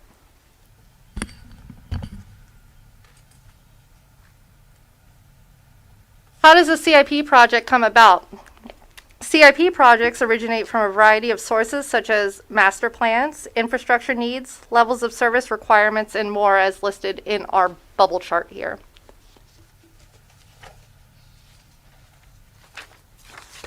What does the capital improvement plan process look like? The CIP is an ever-evolving process of identifying needs for the county. The capital improvement plan is an important step of the annual budget process.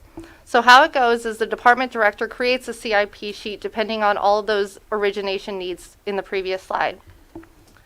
The CIP sheet, or the project, is submitted to the Office of Management and Budget for funding options. It is then reviewed thoroughly by OMB staff and county administration. We then, in April, present to you all for discussion and approval, and if approved, the CIP is included in the tentative budget, which we bring forward in July with the workshops. In September, the board adopts the annual budget for the fiscal year beginning October 1st via public hearings, and then as of 10/1, that project has that budget.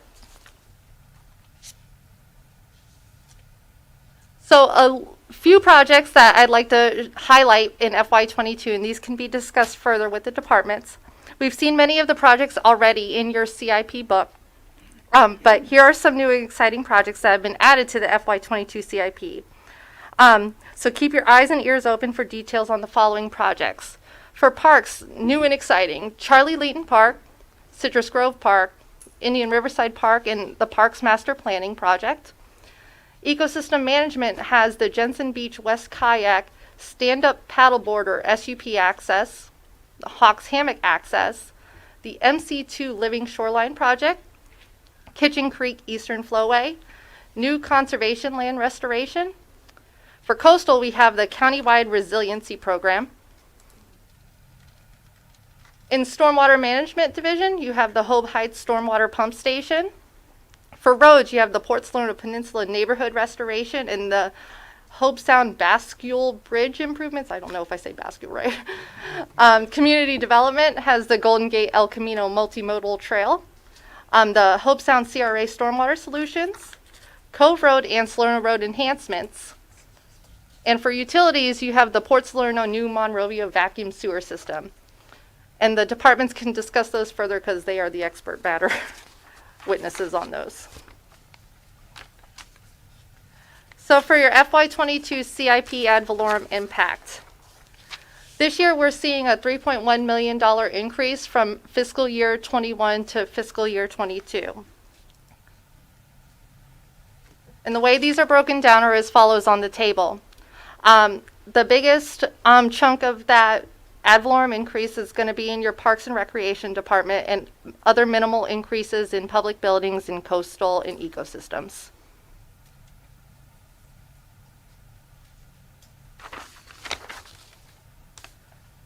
So projects that are impacting the ad valorem over the previous fiscal year. This slide represents the snapshot of projects that have contributed to the FY22 ad valorem impact. For parks, generally speaking, we have Charlie Leeton Park, Citrus Grove, Parks Master Planning, IRSP, and the Sailfish Sands Golf Course renovation. Ecosystem management, Kitchen Creek Eastern Flowway, Hawks Hammock Access. For public buildings, we have courtroom security hardening and refurbishment. And for coastal, you have small increases for the Manatee Pocket Mooring Field and the Countywide Resiliency Program. And it wouldn't be a CIP presentation without the Pac-Man. So the county CIP is an 11% slice of the total countywide budget pie, which is still in the budget preparation process and will be brought to the board in July. So with an estimated FY22 budget of approximately $493 million, which star because we're still receiving a whole bunch of budgets, the capital budget is only 11% of that. And we'll be bringing the entire budget to you in the July workshops. But ad valorem isn't the only revenue source that contributes to the capital improvement plan. Because CIP projects typically involve the outlay of substantial funds, numerous sources of revenue are necessary to provide financing over the duration of the project. Most capital funding sources are earmarked for specific purposes and cannot be transferred from one capital program to another. An example of this would be an enterprise fee-based project such as airport fees to assist in the rehabilitation of a runway. And with that, we have our capital project departments. Unless you have any questions, I'm not sure how you'd like to proceed, if you'd like to do so by exception or by department, or if you have any other questions. And that is all I have for you.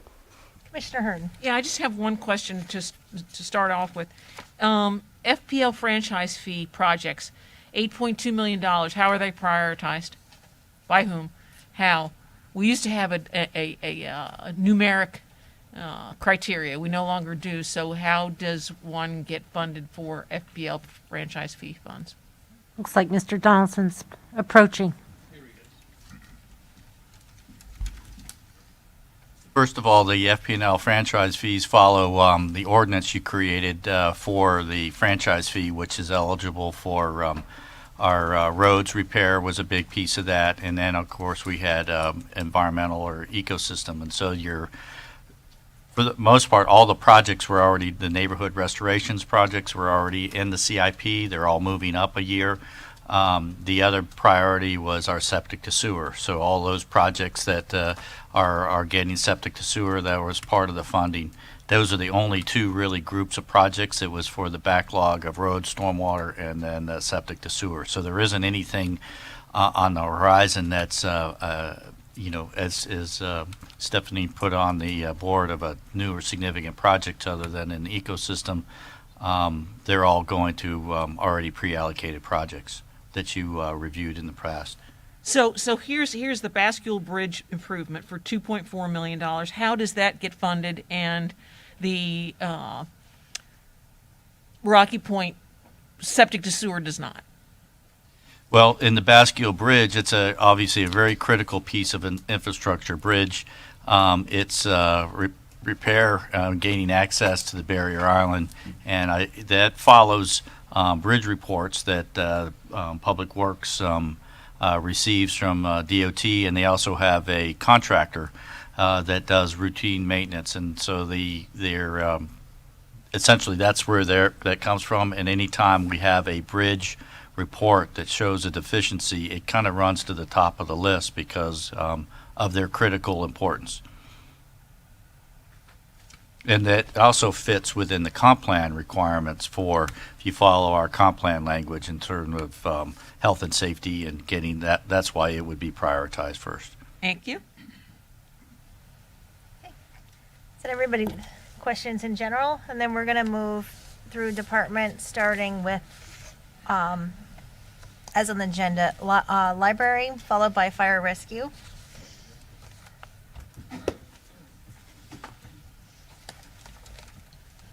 Ms. Krista, in the future, I think we can have a United Way fundraiser by whichever department donates the most money to the United Way can go have preferential order. Oh, okay, that works. Just a suggestion, instead of a parking space. Good afternoon, Commissioners. Jen Sells, Library Director. We have 3 capital improvement plan sheets. One is for our RFID replacement plan. The first RFID sorter and checkout system that would be up for replacement is the Robert Morgade Library in FY24. So we're just getting prepared to make sure that we have the funds available to move forward with all of these. Our second sheet is library materials, and that is through impact fees, and it's to buy books, CDs, DVDs, as well as electronic resources for our library collection for all branches. And then our new sheet is in preparation for our new library branch that will be built in the Newfield community.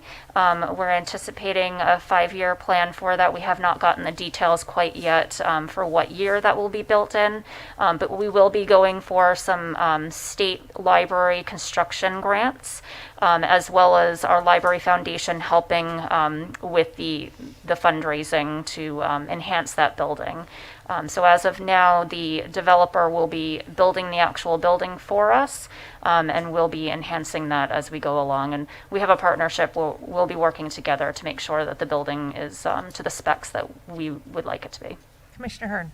Yeah, that was my understanding, was that was a developer obligation, not a county obligation, and yet there's $1.5 million of our obligation in our CIP. So please explain that, because my understanding was that I thought that the whole library was the responsibility of the developer. Well, what we're hoping is that our Library Foundation will do the bulk of the fundraising, but we will need books for the collection. We will need some equipment to put in for our operations. So a portion of that may come from county funding, if approved. So can somebody explain what the developer is providing? Yes, my recollection in the development order, it did not supply, the developer did make a commitment for a library, but the total square footage and all of the, for the future requirement was not the entirety of the development order requirement. So there was anticipation that there would be other contributions in the future for the library beyond what the developer had committed to. So the developer's commitment was significant, but it did not encompass the entire what was envisioned by the library and the Library Foundation. Well, so the description says that we're footing the bill for $500 per square foot for 2,000 square feet.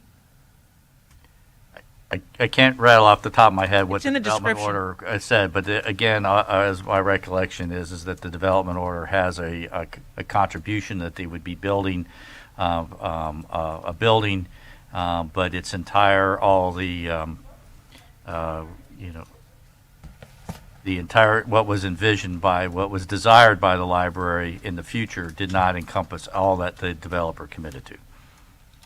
So the approximate square footage that the developer will be building is about 6,000 square feet. Our Hoke Library in Jensen Beach is around 10,000 square feet, and that's one of our smallest locations. So if we felt that we needed to expand, we would need to find funding elsewhere to be able to do that, whether that's through the state aid construction grants or through our Library Foundation. So before the Newfield development was approved, did they approach you and ask you what the minimum size requirements were?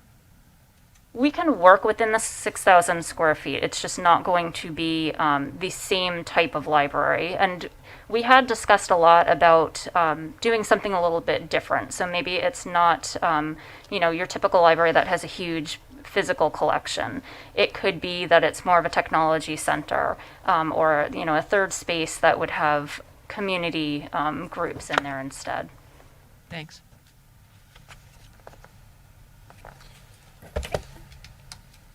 Commissioner Smith.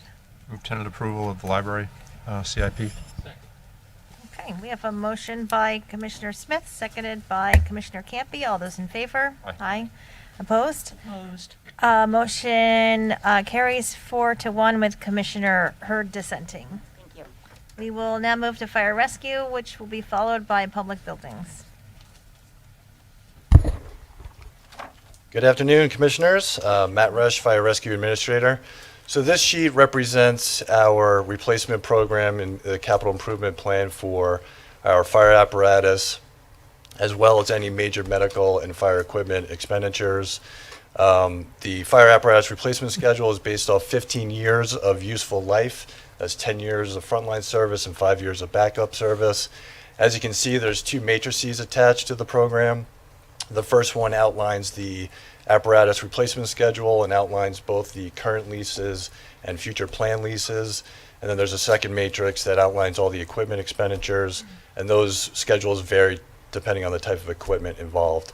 As far as funding is concerned, the primary funding source is the Fire MSTU, but we have a significant secondary funding source, which is the Medicaid reimbursement programs that we've been participating in for 4 years now, and have contributed over $2 million in new revenue to the CIP, which we're very proud of. In fact, I think we just got a check for $650,000. We did.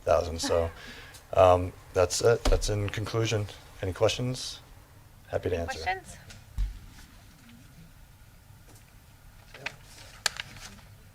No? Chad Chanchuli, Fire Chief, Martin County Fire Rescue. Yes. Commissioner Smith. Move tentative approval. Okay. We have a motion by Commissioner Smith, seconded by Commissioner Campy. All those in favor? Aye. Opposed? Motion carries unanimously.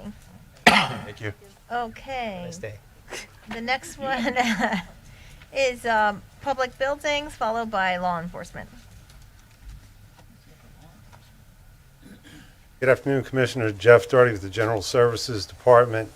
Public buildings remains the same as it has been the last couple years. Last year we were asked to decrease our budget. We did so in the generator category and the hardening of the court facilities with the ballistics and other protections associated with the courtroom. We delayed that 1 year. We've put that court back in, and we left the generator out, so it remains a couple $100,000 than 2 years ago. The line items are the same. We have a general FARB for the county as a whole. We have to do several updates in technology with the security and fire alarm panels that are end of the life. We have a FARB established specifically for fire stations, which would be the future. We've got several that are around 15 years old, so we're planning on working on them in the future without coming for a whole replacement. The courtroom hardening and refurbishment is there. We did last year start a resiliency program, and some of that is money this year is being spent to put a permanent hardened home for our communications. They're currently operating out of about 30-year-old trailers. We're also doing some other types of things such as that impact glass on some entrances and that to harden our buildings. We have the historic FARB. We're using some of that money for the historic courthouse that we received back from the city of Stewart last year after 30 couple years. We were spending some of that money on the House of Refuge as well. And then the generator FARB is not being funded this year. And we have a courthouse variable air volume VAV replacement. That equipment is original equipment from the 1980s and needs replaced. This would be the second year of a 3-year project. So I could go into each individual one. That's an overview. Again, it is a reiteration of prior years. I'd be glad to answer any questions or dig any deeper as you would like. Anybody have any questions? Commissioner Hearn. Yeah, so there's public buildings, FARB, which is 1.2 million. There's fire station Barb, which is $200,000. There's historic building Barb's, which are 275. Why all these separate Barb's? Well, a historic building, the first time we've ever had it was last year. And we, again, got the courthouse back from the city, which needs a lot of work. The House of Refuge is on the ocean and could use that probably every year. We also have some other building facilities such as the old colored schoolhouse down in New Monrovia that we try to maintain as well. So there's been no funding dedicated to these historic buildings. We've applied for a grant for the historic courthouse, and we have got that, and some of that we match money. We're applying a grant for the painting of out in House of Refuge. So there has to be dedicated funds for the state, Department of State, to apply for the grant. So we have inherited some historic buildings that we historically have not taken care of. So this is to highlight that and take care of it. In terms of the fire stations, we got into a situation where we're currently in the process of placing many 30, 40 years old. We do have station in Palm City, Kenner Highway, Station 16 in Jensen, Port Salerno, Station 30, all are in the 15-year range. So we're starting to save so that 15 years from now, when there needs to be some major work, we're not coming to the board asking for a major amount of money. We have planned to replace the major products, major functions of those buildings in a planned manner. So how about, tell me the difference between public building Barb and parks Barb when those public buildings are inside the parks. Many of the parks facilities aren't necessarily just the buildings. They do equipment, and they do a playground, they do all kinds of stuff. I don't know what they exactly do with maybe Sailfish Splash or those types of things. They maintain their buildings separate from us. We do maintain their security systems, and we do maintain the HVAC systems, and we do maintain the security systems. The balance of those buildings is maintained by Parks directly. And take, for example, Costello Williams and the Colored Schoolhouse. Whose responsibility are those?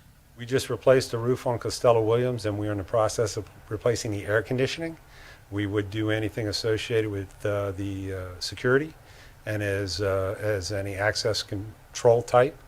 We take full responsibility cost-wise for the historic Colored Schoolhouse. Okay. And this countywide public building resiliency, $300,000 a year, what's that? Well, this year we have taken the three trailers, or 3 or 4 trailers that are 30-some years old. Our entire communication system, radio system, is housed in those trailers. We are doing a tenant build-out in the old DRC, Disaster Recovery Center, which is now the data center. So they will have a permanent hardened home. Every time a storm event comes, they have to pack everything up with the trailers and bring them into that building and then go back to the trailers. So this will give a hardened permanent home to them. We're also using that money to do other things, such as in this building, you'll see we've replacing many of the lights with LEDs for energy consumption and resiliency, less electric demand. So we're using that as well as other types of things. The Hobe Sound Library has been an issue with their entrance door and security as it relates to hurricanes and that. One of the big challenges we have is we don't button up our buildings to the very last minute when everyone leaves, and there's not a lot of time, because they have the old accordion shutters that don't operate all the time because they're open and closed very rarely, you know, and they're not a regular door. So we've changed that to impact glass so that the library can open and close instantly if we need to get in or get out. We've moved several things by moving the property appraiser from the leased space to hardened space. They are now impact glass, impact windows. So we're trying to create resiliency and efficiency. One of the challenges we have at the health department is every time a hurricane comes, the windows on the second story have hurricane shutters, but they're little accordion shutters. We have to send a 3-man crew with a lift to go up and do it. It takes a lot of time. It's very dangerous. If it gets windy around there, we are changing those windows out to impact glass so that our efficiency and costs associated with preparing for a storm at the last minute and opening back up for business, that we were able to do so. So that's an overview of what that, we're doing it in conjunction with Mrs. Fitzpatrick and Resiliency Associated. She's more focused on water and rise and that, but we're teaming together to provide hardening and resiliency of our facilities. I'm sure that all those things are important. What I'm concerned about is that there aren't any projects attached to any of these funding sources. It just says $300,000 a year for this, $500,000 a year for this, $700,000 a year for this to do projects. And it seems to me that you have to have priorities. And you should know them, and we should know them, so we should be able to evaluate projects are going to be completed with these budgets every year. But we don't. It's just stuff. We're going to do stuff. Well, we have replaced the roof on this building. We've replaced the roof on the courthouse. We've replaced the roof on the Constitutional Office Building. We replaced the roof on the historic courthouse. We've replaced the roof in the process of the Indiantown Health Department. We replaced the roof at the Intergovernment Center in Indiantown. There are some major ones with that.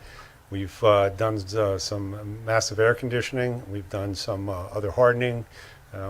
We're continuing to change lights. We did an analysis that as these lights get older and you have to change a ballast, it costs us about $40 to $45 to change a ballast. We can change and put an LED light in for $70. So it makes economic sense and it lowers our electric bill.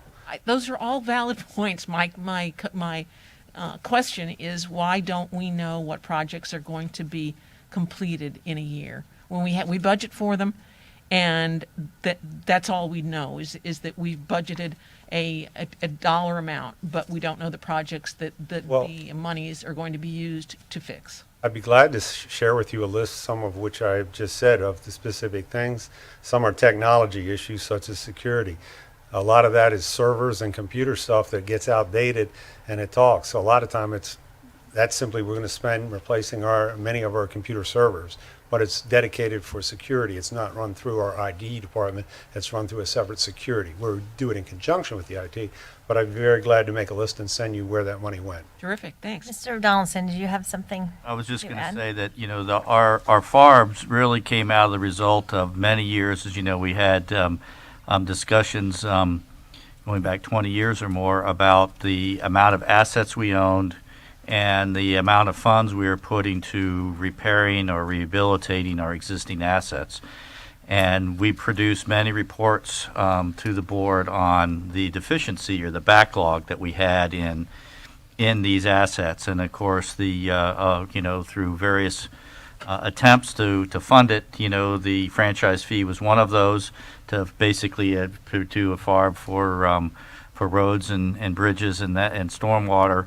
And then more recently, we were able to deal with public buildings and their FARB and increasing it. I think just prior to where Jeff came on board, Harold Markey was a big part of doing that. And then Parks Department was more recent, and they're just getting their FARB. And so it was a accumulation of an enormous list, if you will, of items that were on that list. And then by placing the FARBs in different categories, we're able to monitor and ensure that the specific assets that Admira administration is tracking is in our budget office, and we can monitor and see, are we spending the appropriate funds in different categories. You could put it all in one basket, if you will, and call it a unified FARB, but we won't, this ensures that the buildings is getting an allocation, and you can see how that's doing, or Parks Department, or libraries, or et cetera. So I think that's how the CIP is constructed, if you will.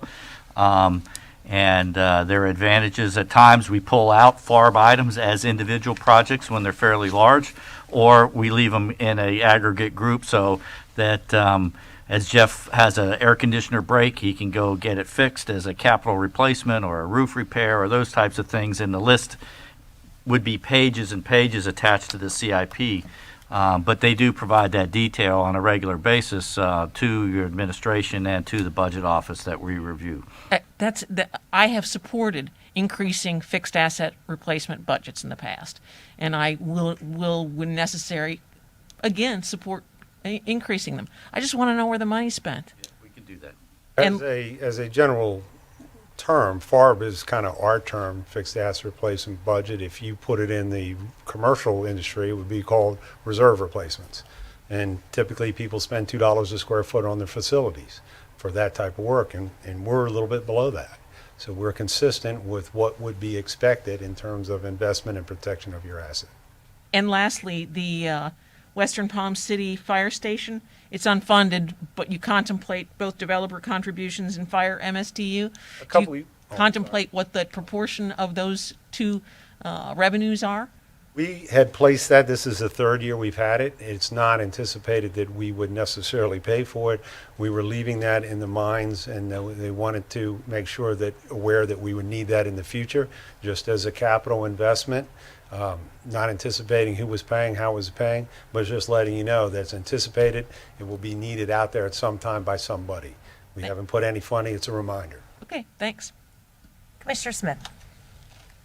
Jeff, maybe another way to ask the question. So if the board wanted you to produce a list of all of the FARB projects that were going to be fixed in the various categories, you could produce that. We could produce that, some planned ones, and inevitably broken ones, we have to leave reserve for that as well.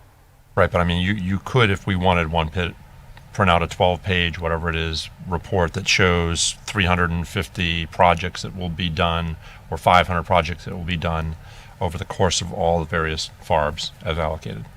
Yes, and as a bigger picture, the fire station FARB is a planned one for the future. Specifically, it would be if there's a failure somewhere, but rather than come in and ask for a loan for $10 million, we will have it sitting there when that time comes. Thanks. Okay, great. Okay, that comes back to the board. Motion to accept public buildings expenditure. Tentative CIP sheet. Second. Okay, we have a motion by Commissioner Campy, seconded by Commissioner Smith. All those in favor? Aye. Opposed? Motion carries unanimously. Thank you, and we're going to move on to law enforcement.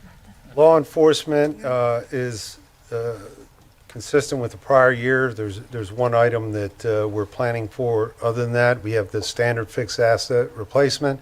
It's the main facility for the Holt Correctional Facility and the PSC over off Monterey Road, and some ancillary buildings as well. The fencing is a main item. It's the original fencing around the correctional facility from the 1980s. It's a invisible fence.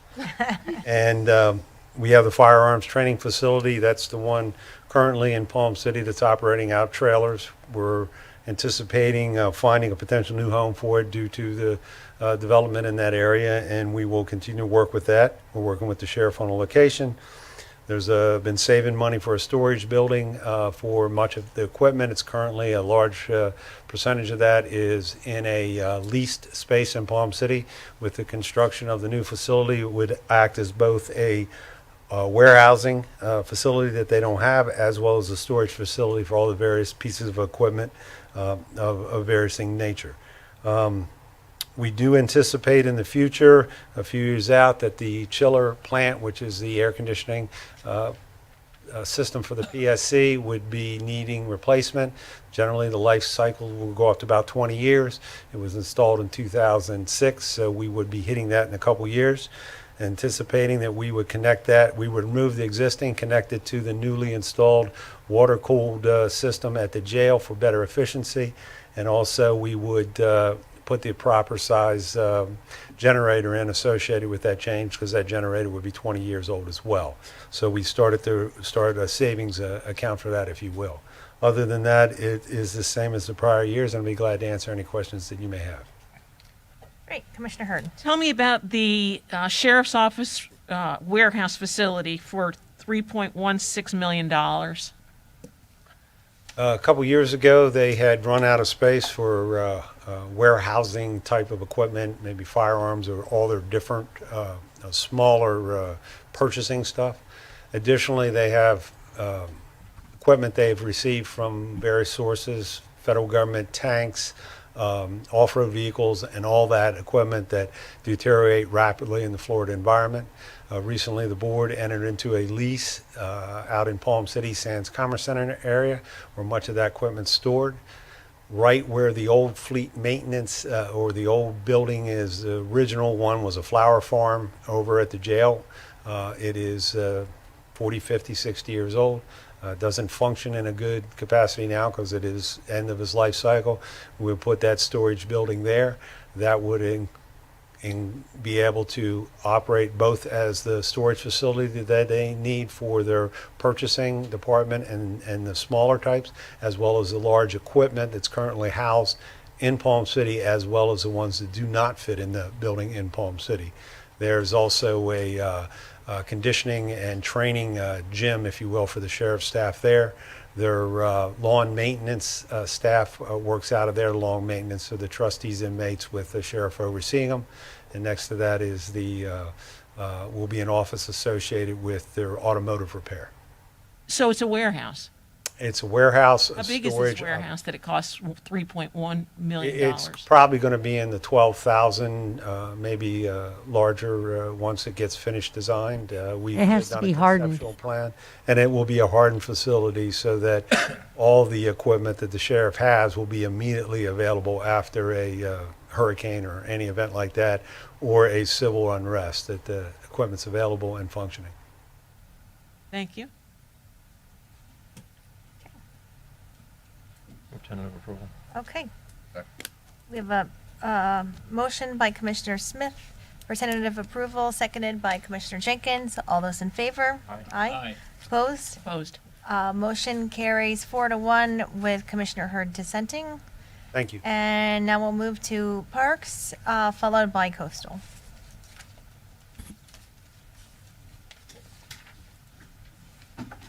Good afternoon. Kevin Abate, Parks Director. I would like to go sheet by sheet to lessen the process. So, Don, if you would move forward. I don't want to do sheet by sheet. Or I mean, I can go through the whole program, but the Parks fixed asset budget for FY22 is the same as last year. The only thing that we did a little bit different this year was we carved out of the program $150,000 for Indian Riverside Park to address some of the ongoing replacements there. The next program is our Parks boat ramp. I do.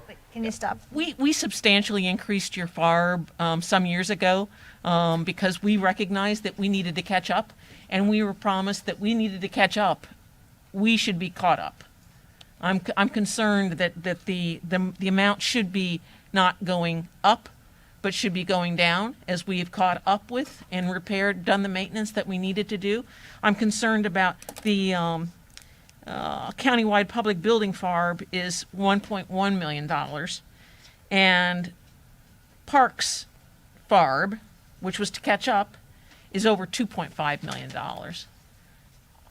I'm just concerned about the inequity of our FARBs and where we see the greatest need for managing, repairing, maintaining our assets. So yesterday all the board members were and their aides were provided our fixed asset list for 22, and in that plan document, we're still showing a shortage of 1.1 million. And just to bear in mind too, the Parks FARB is inclusive of bed tax for beach replacement or beach bed tax for beach maintenance. It's also included in that. We have not increased our FARB in over 6 budget cycles. So, but we have effectively have used those dollars over the years, and unfortunately, with again 72 parks and I think over $40 million in assets, we continue to have surprises each month in our FARB program. We hold back each year about $300,000 just for those surprises of a well going down or a skate park failing or a number of other things. So I haven't asked for money in many years for that reason. I think that the funds that we have are adequate for what we're programmed. Thank you. Mr. Donaldson. Sorry to speak in again. It's just the reminder that when we were looking at our backlog, we had over $100 million between, and you include the septic sewer, and it was like $150 million in meeting our stormwater quality requirements. If I recall correctly, Parks was somewhere in the neighborhood of 20 million in a backlog of just catching up. So all of these programs were designed to try to incrementally catch up over a 10 or 20 year period, of which you all challenged us to try to do the septic to sewer in 10 years. I think our original goal for staff was 20 or 15. So I think we've pushed that up in some areas, but just a reminder that these these FARBs largely are they are to try to help catch up or repair, but they're not bringing us up to full repair on all our facilities in 10 years. And a few years ago, the Parks Department also assumed responsibility of all the public buildings, Hope Sound, Civic Center, Port Salerno, and that was under General Services. We resumed those a few years ago, took over those management with no increase. That's not what Mr. Doherty just said. But he oversees the air conditioning and security, but all the Oversees other. the buildings too. At least you were doing that at Costello Williams and the Colored Schoolhouse. So whose responsibility For the Colored Schoolhouse, correct, that is under his program, but all the other buildings are our responsibility, except for air conditioning and security. So the next program is our Parks Boat Ramp Program, and at the direction of the board, we are actively programming the permitting and of our boat ramps throughout the county system. Our first program is Sandspit Park, which is currently under design, and our intention is to have that program hopefully under construction or out to bid this fall. We have some grants tied to it, vessel fees, grants, and some ad valorem dollars, and we spread out the program. The goal of over the next few fiscal years is to construct a boat ramp while we're designing a boat ramp, and that's currently the pace that we're on right now. Parks Historical Building and Preservation is the same funding as last year. We have a few projects in that program. One of them, Commissioner Hurd, as you were talking about, is the program of Costello Williams Building. Do some improvements over there for that park, and there's 4 projects on that program. The next program is our Parks Paving Program, which is the same funding as last year, and we're looking at doing some paving projects over at Sandspit Park parking lot, along with the improvements to the boat ramp. Our Parks Golf and Equipment Replacement is actually was a little bit of a reduction based on the cycle, and our Parks Fiber Security and Wi-Fi is the same. And our concurrency projects for the year are Charlie Layton Park has been a planned project where we're doing some funding. Citrus Grove Park is another planned project where that's already planned that we're doing partial funding for over the next few fiscal years to build funding to have them constructed. Indian Riverside Park is our CIP program to match the grant dollars from the TDC to build a parking lot on behalf of the U.S. Sailing Center. We have a sheet for individual park master planning. Our master plan will be due from Chapter 7, the recreation element, and a few individual master plans. Sailfish Sands. Stop you right there. So how does the individual master plans play into the overall master plan? Is this for updating the overall master plan? So there are 2 individual park master plans that we would like to get going next budget year. Those are at Langford Park, and Lance Corporal Justin Wilson Park to start the planning process as a part of our 2016 master plan. But in 2023, we'll start the process of our overall parks master plan to revisit it. The comp plan requires us to look at our master plan every 7 years. So this is an update. So those were not part of the original master plan, so you're asking for additional funds to start the planning on these projects? I'm not sure I So follow. we have an overall 2016 Parks and Recreation Master Plan, and in that master plan, it requires us to create individual park master plans for the future growth of the county. So these are the next 2 projects. You just answered. Okay, very good. Thank you. The next CIP sheet is the Sailfish Sands Golf Course, and that's related to the exotic and invasive removal of the golden blue course. We're working with ecosystems now, and our goal is to start attacking the invasives and exotics over at Sailfish Sands Golf Course next year. And then Phipps Park is just a revenue collection through the fees we collect. And finally, beach improvements is a placeholder for beach impact fees for increased parking.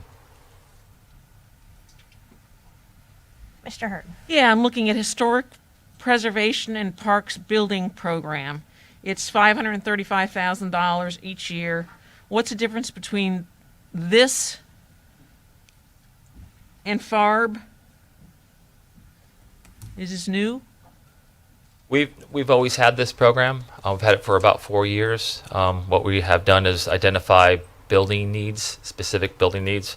The park projects are like one-off projects like sidewalk repairs, playground replacements. So we're trying to create these little activity codes for these specific projects. Well, so the next page says historic designation for all of these buildings, and 90% of them are not historic buildings. And yet that's what this $535,000 a year is to fund historic preservation and park building program. So it's kind of a collect-all sheet. So it's a parks historical building and preservation. So we have some buildings that we are trying to apply for grants for historic preservation, Captain Sewell's, the mansion. And so we last year identified some funds to match to do some for some grant applications for those. So that's why we lump them together. But in the CIP sheet, under the detail sheet, we kind of mark which ones are historic, those buildings, and those that are not. Well, I'm just noticing that they're not. Only 3 of them are, of the 15 or so that you list. And we have an historic facility, FARB, in... So, yeah, so there are the Tuckahoe Building, Captain Sewell's, the Log Cabin. Those are the 3. That's just identifying those that have an historic designation. It's just a kind of identifier is all that is.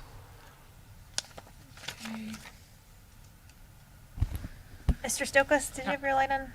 I'm still asking. I still have questions. I'll wait.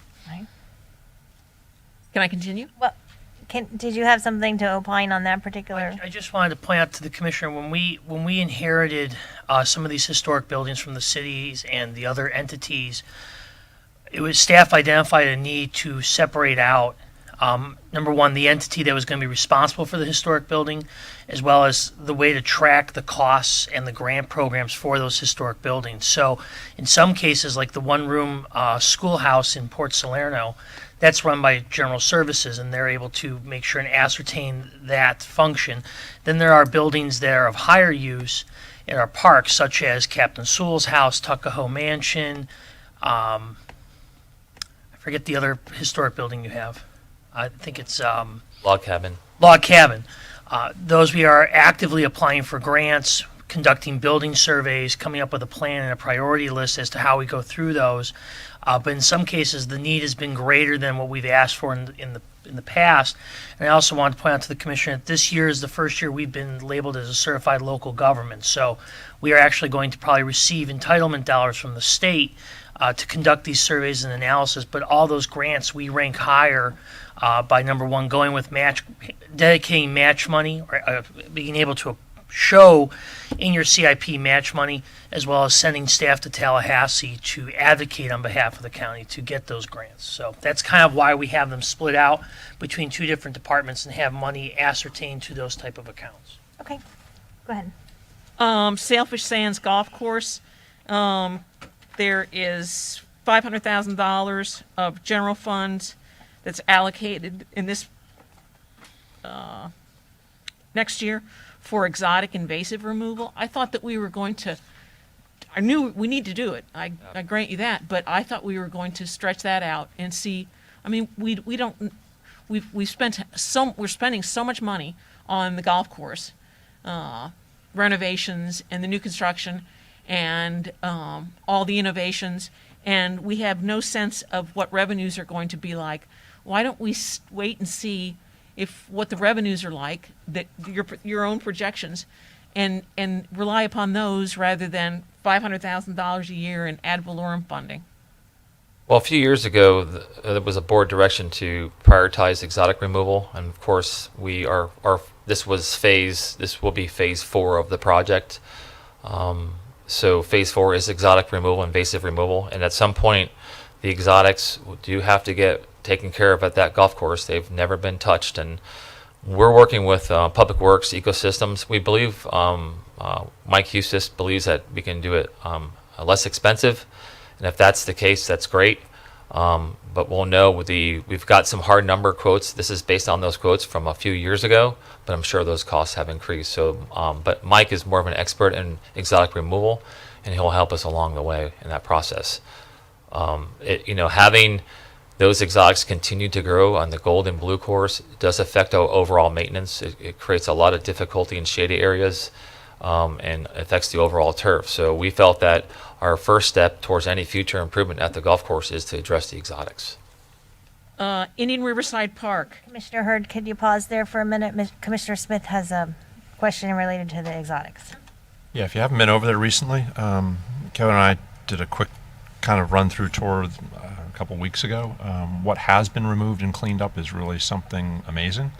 And at the end of the day, it's one of our assets, and whether we do it this year or we do it next year, we should have been doing it all along. But I'm completely supportive of getting it to where it needs to be as quickly as possible. The rest of the course is looking amazing, and I think for its viability, to make sure that we put forth our best image, continuing down that path, I think, of getting the exotics out of there is really super important. And just one question on that. We had some airport funding allocated for exotic removal as well, didn't we? Yes, the airport is going to be working with Parks and Rec and Ecosystems as kind of a 3-department project. But it'll be a little bit of a different size. I don't know if it's the same size as the golf. The airports, does it go to blue and gold, Kevin? I don't remember. No, they did some removal at our blue course, but this is focused on the gold course. We require us to move one of the tee boxes with the airports program. Of course, we have tried to convince the airport to do a lot of more removal for us, and stretch their dollars as much as we can, but we're working together. Commissioner Hurd. Yeah, the Indian Riverside Park improvements that are contemplated. What do we net in revenue per year from the mansion? I don't have that in front of me to give you. Obviously, last year was an off year. We may have It's not part of any revenues. the improvement. That's correct. Yeah. So the improvement is a result of a grant, a TDC grant received by the U.S. Sailing Center. We work with the Office of the County Attorney to produce an agreement. This agreement requires that we have an approved CIP sheet to match those funds to build this additional parking at Indian Riverside Park. That's the new parking lot between the U.S. Sailing Center and the mansion at Tuckahoe. It's shared. It's additional parking as a part of the. And there's also $500,000 to renovate the first floor of the Langford Pavilion. Yeah, That that's part of for the FY requirement too? 23 is where that's programmed a year from now or a year and a half from now. And if that's the vacant floor, we've been working on the schematic design and design of that first floor for about a year now to program it. First, it's been empty for 8 or 9 years, and we're trying to make the highest and best use of that first floor other than having an empty public building. Okay. Then what are the revenues that we net each year? Approximately $500,000, and those revenues are utilized to offset the operating budget for Indian Riverside Park. So no capital improvements, just the operating budget? What kind of losses do we incur there that we have to offset the revenues from the rentals from? I would have to do an analysis on that. I don't know that number off the top of my head. Okay. But I know it's about $500,000 that we collect. Okay. It would be nice if we could use that money for capital too. If there was, I don't believe Indian Riverside Park has a surplus of revenue over expenses, operating costs. So we do have a subsidy. I will tell you, over the years since I've been here, we've reduced that significantly. So, thanks.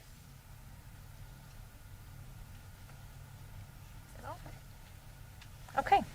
Comes back to the board. You all set? I'm all Are you finished? Yes. Approval. Okay, we have a motion by Commissioner Smith, seconded by Commissioner Jenkins. All those in favor? Aye. Opposed? Opposed?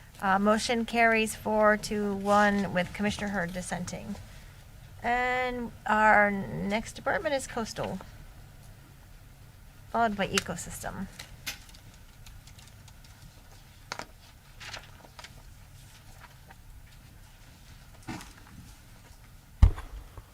Jim Gordon, Public Works Director. I have the next 5 groups, and I've got about 100 sheets. So if it's okay with you, I would propose that I Go through them one at a time. one at a time.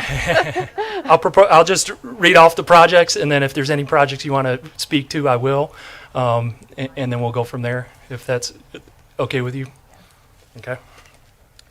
So for coastal, we've got the St. Lucie Inlet Management Plan, Beach and Shoreline Management, Bathtub Beach Sailfish Point Restoration, the Manatee Pocket Mooring Field, our Artificial Reef Program, the Port Salerno Fishing Docks, and then a new project, which is a County Resiliency Program. And that resiliency program is the additional ad valorem that was requested by the coastal CIP. Jim, just one quick. Just a side note, Kathy or Jim, the Bathtub Beach Sailfish Restoration Project, that's a partnership, correct? Yes, sir. It's Kathy Fitzpatrick for the record. The Bathtub Beach Project is a big partnership. It is a partnership between Martin County and Sailfish Point on the local level, and then we also have money from the State Department of Environmental Protection, and on this particular project, there is also FEMA storm recovery money. And we started that program with Sailfish 2016 was the 5 first years project. ago, or yeah, Yes. 6 years ago. Just as a side, thank you for them. I mean, it's a great, I think, cooperative that we do with them, and we really appreciate their participation, obviously. So, Well, it's certainly very helpful when we're constructing the project too, to have them be such a team player on that. thanks. Great. Thank you. So that's Is that all for the coastal program. Yep. That's all? Motion to accept the tentative CIP sheet. Second, I just didn't know if you wanted to bundle all these, as the chair had said a while ago. Okay, so we have a motion to tentatively approve coastal, seconded by Commissioner Campy, seconded by Commissioner Smith. All those in favor? Aye. Opposed? Motion carries unanimously.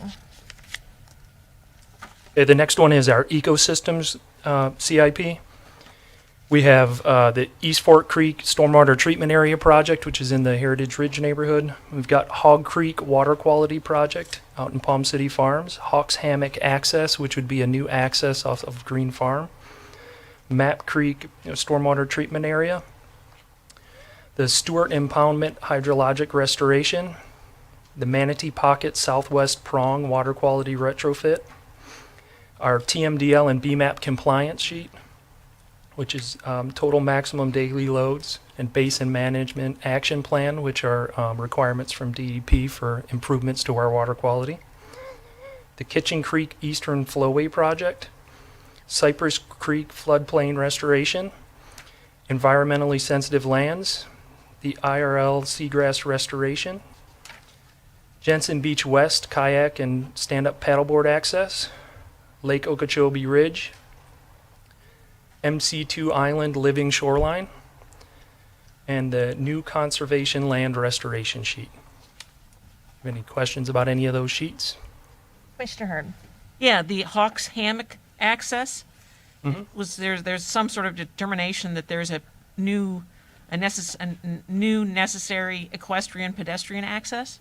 Yeah, so Hawks Hammock is a park that we have on the western end of Markle Street. And the current access is via Markle Street. The problem with that access is that the western half of that road is privately owned and privately maintained. So, and they have expressed an interest in not converting it over to county maintenance, and they would like to reduce traffic on that section of the roadway that they own. So this access would be off a Green Farm, which would be another way to get to the parcel. That roadway touches Hawks Hammock.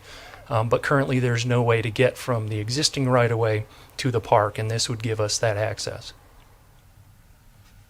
And the Map Creek Stormwater Treatment Area, $2.4 million. Is this wholly outside the urban service boundary? It is. This is in Palm City Farms.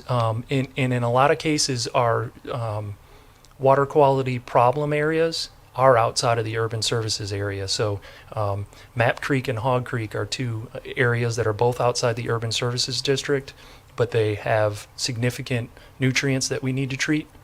So that's why we've identified these two. I think you're going to see, from a water quality retrofit standpoint, as time goes on, we're going to be able to do a lot more out west, where we haven't focused in the past. Most of our STAs and stormwater treatment areas are in the urban services area currently, but we're doing environmental sampling currently. For the last 2 years, we've been sampling different areas of the county, and where we're seeing the highest numbers a lot of times ends up in the western areas outside the urban service district.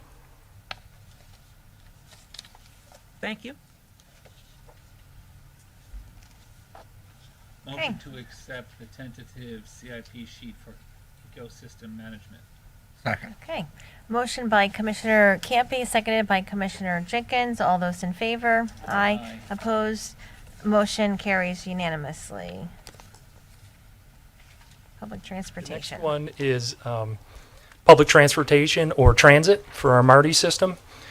There's two sheets: bus acquisition, which is a sheet that we have every year to accumulate funds to do our grant share to purchase new buses. And then the second sheet is for building and design of a transit facility. It has funding for the land in 26, and the reason we put this sheet in this year is because there are some grant opportunities out there, and having a CIP sheet will definitely increase our rankings on those grants. Do you have any questions about either of those sheets? Move to approve. Tentative. What is the building and transit? So specifically, that is there so we could apply for a grant. Yeah, in right now future. the model that we currently have for the MARTI service is we have a contracted maintenance facility, and we stage the buses at our field operations and general services site. This would provide one location where we could service our buses. We would still contract out that maintenance because of the federal requirements, but we would have our own facility that we could use instead of having to move it every time we have to get a new contract. And then the second piece would be that all the MARTI services are in one location, including all of our staff would be there, all of our buses would be there, all the maintenance would occur at the one facility.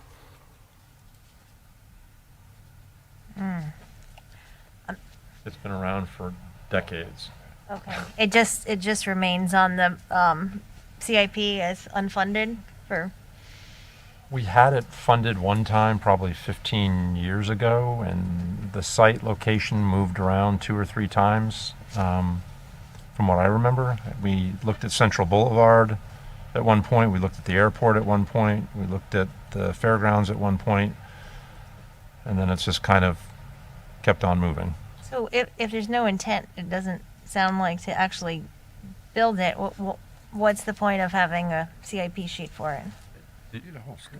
Commissioner, there is an intent to desire to build it. The issue's been cobbling together the federal funds to do the project. I think with the infrastructure bill, transit is likely to get significant funding. I think it'll be important for us to have this to be able to build a facility like this. The other piece that's important to note is that transit under FTA rules, its headquarters needs to be within the boundaries that it serves. And when we look to move field operations outside of the service area, it could not go with them. So it will need its own facility it'll have to stay within the within the service area. Okay. If you build it in Palm City and you make a couple of bus stops there, then you're in the service area. So then they basically will force us to build our own transit facility then if we can't keep our bus location within our transportation system. Yeah, the other piece of it is that it makes it by us bidding out the operation, we get fewer bids because the bidders have to both secure a spot to rent at the same time they're bidding on our operation, and it would be a lot more efficient for us if we had a facility that when we bid out the operation, contracted operation, we just provide the shell of the building, and then we would have a lot more opportunities to competitively bid. More vendors would be able to participate other than the one or two that we've had so far. Commissioner Jenkins, did I hear you make a motion? Or was that somebody else? I think so, yeah. Okay. It's been a while. Okay. We have a motion on the floor by Commissioner Jenkins, seconded by Commissioner Smith. All those in favor? Opposed? Aye. So the motion carries 4-1 with Commissioner Hurd dissenting. Bird didn't dissent. Heatherington. Oh. Your own name. Yes, sorry. Motion carries 4-1 with Commissioner Hetherington dissenting. Did I say Commissioner Hurd? Okay. Okay.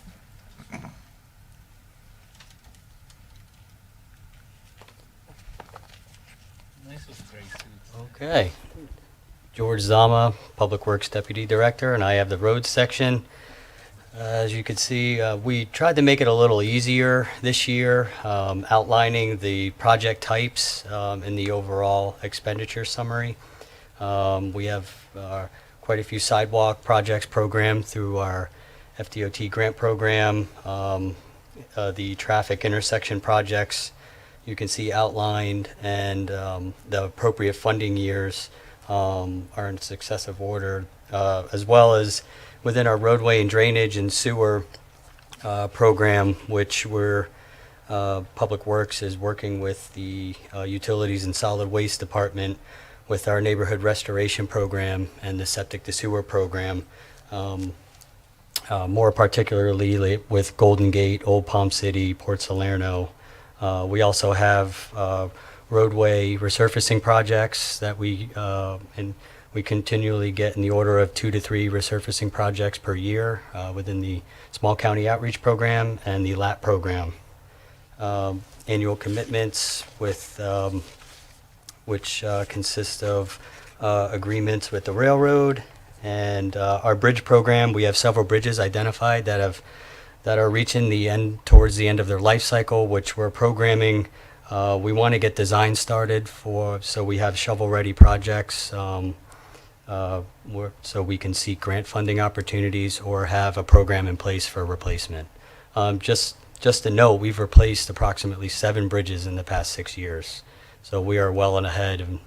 And we now currently have one loaded rated bridge, County Line Road bridge replacement, which was already in the work program last year. So we're trying to stay ahead with our infrastructure. And last but not least, we have the traffic capacity section, which is mainly the DOT administered projects through our MPO. Commissioner Smith? Thank you, Madam Chair. A few months back, I raised a discussion and brought up the conversation about the extension of Candace Avenue along the railroad in downtown Jensen, on where the industrial park is, up to what we've referred to as the western side of the Gershbein property, which eventually goes up to Pitchford's trailer camp that's on the west side of the railroad. I think, as you recalled, the discussion has been, we, through the last couple of years, have been informed off and on that FEC might close that private railroad crossing at Pitchford's, which would, for all intents and purposes, strand the residents on the west side of the railroad tracks. There is, or was, in the plan for Pitchford's an emergency access that was designed in their site planning process to be able to get out of Pitchford's on the west side of the railroad tracks to Skyline. It's not a permanent access. It wouldn't have been a permanent access anyway.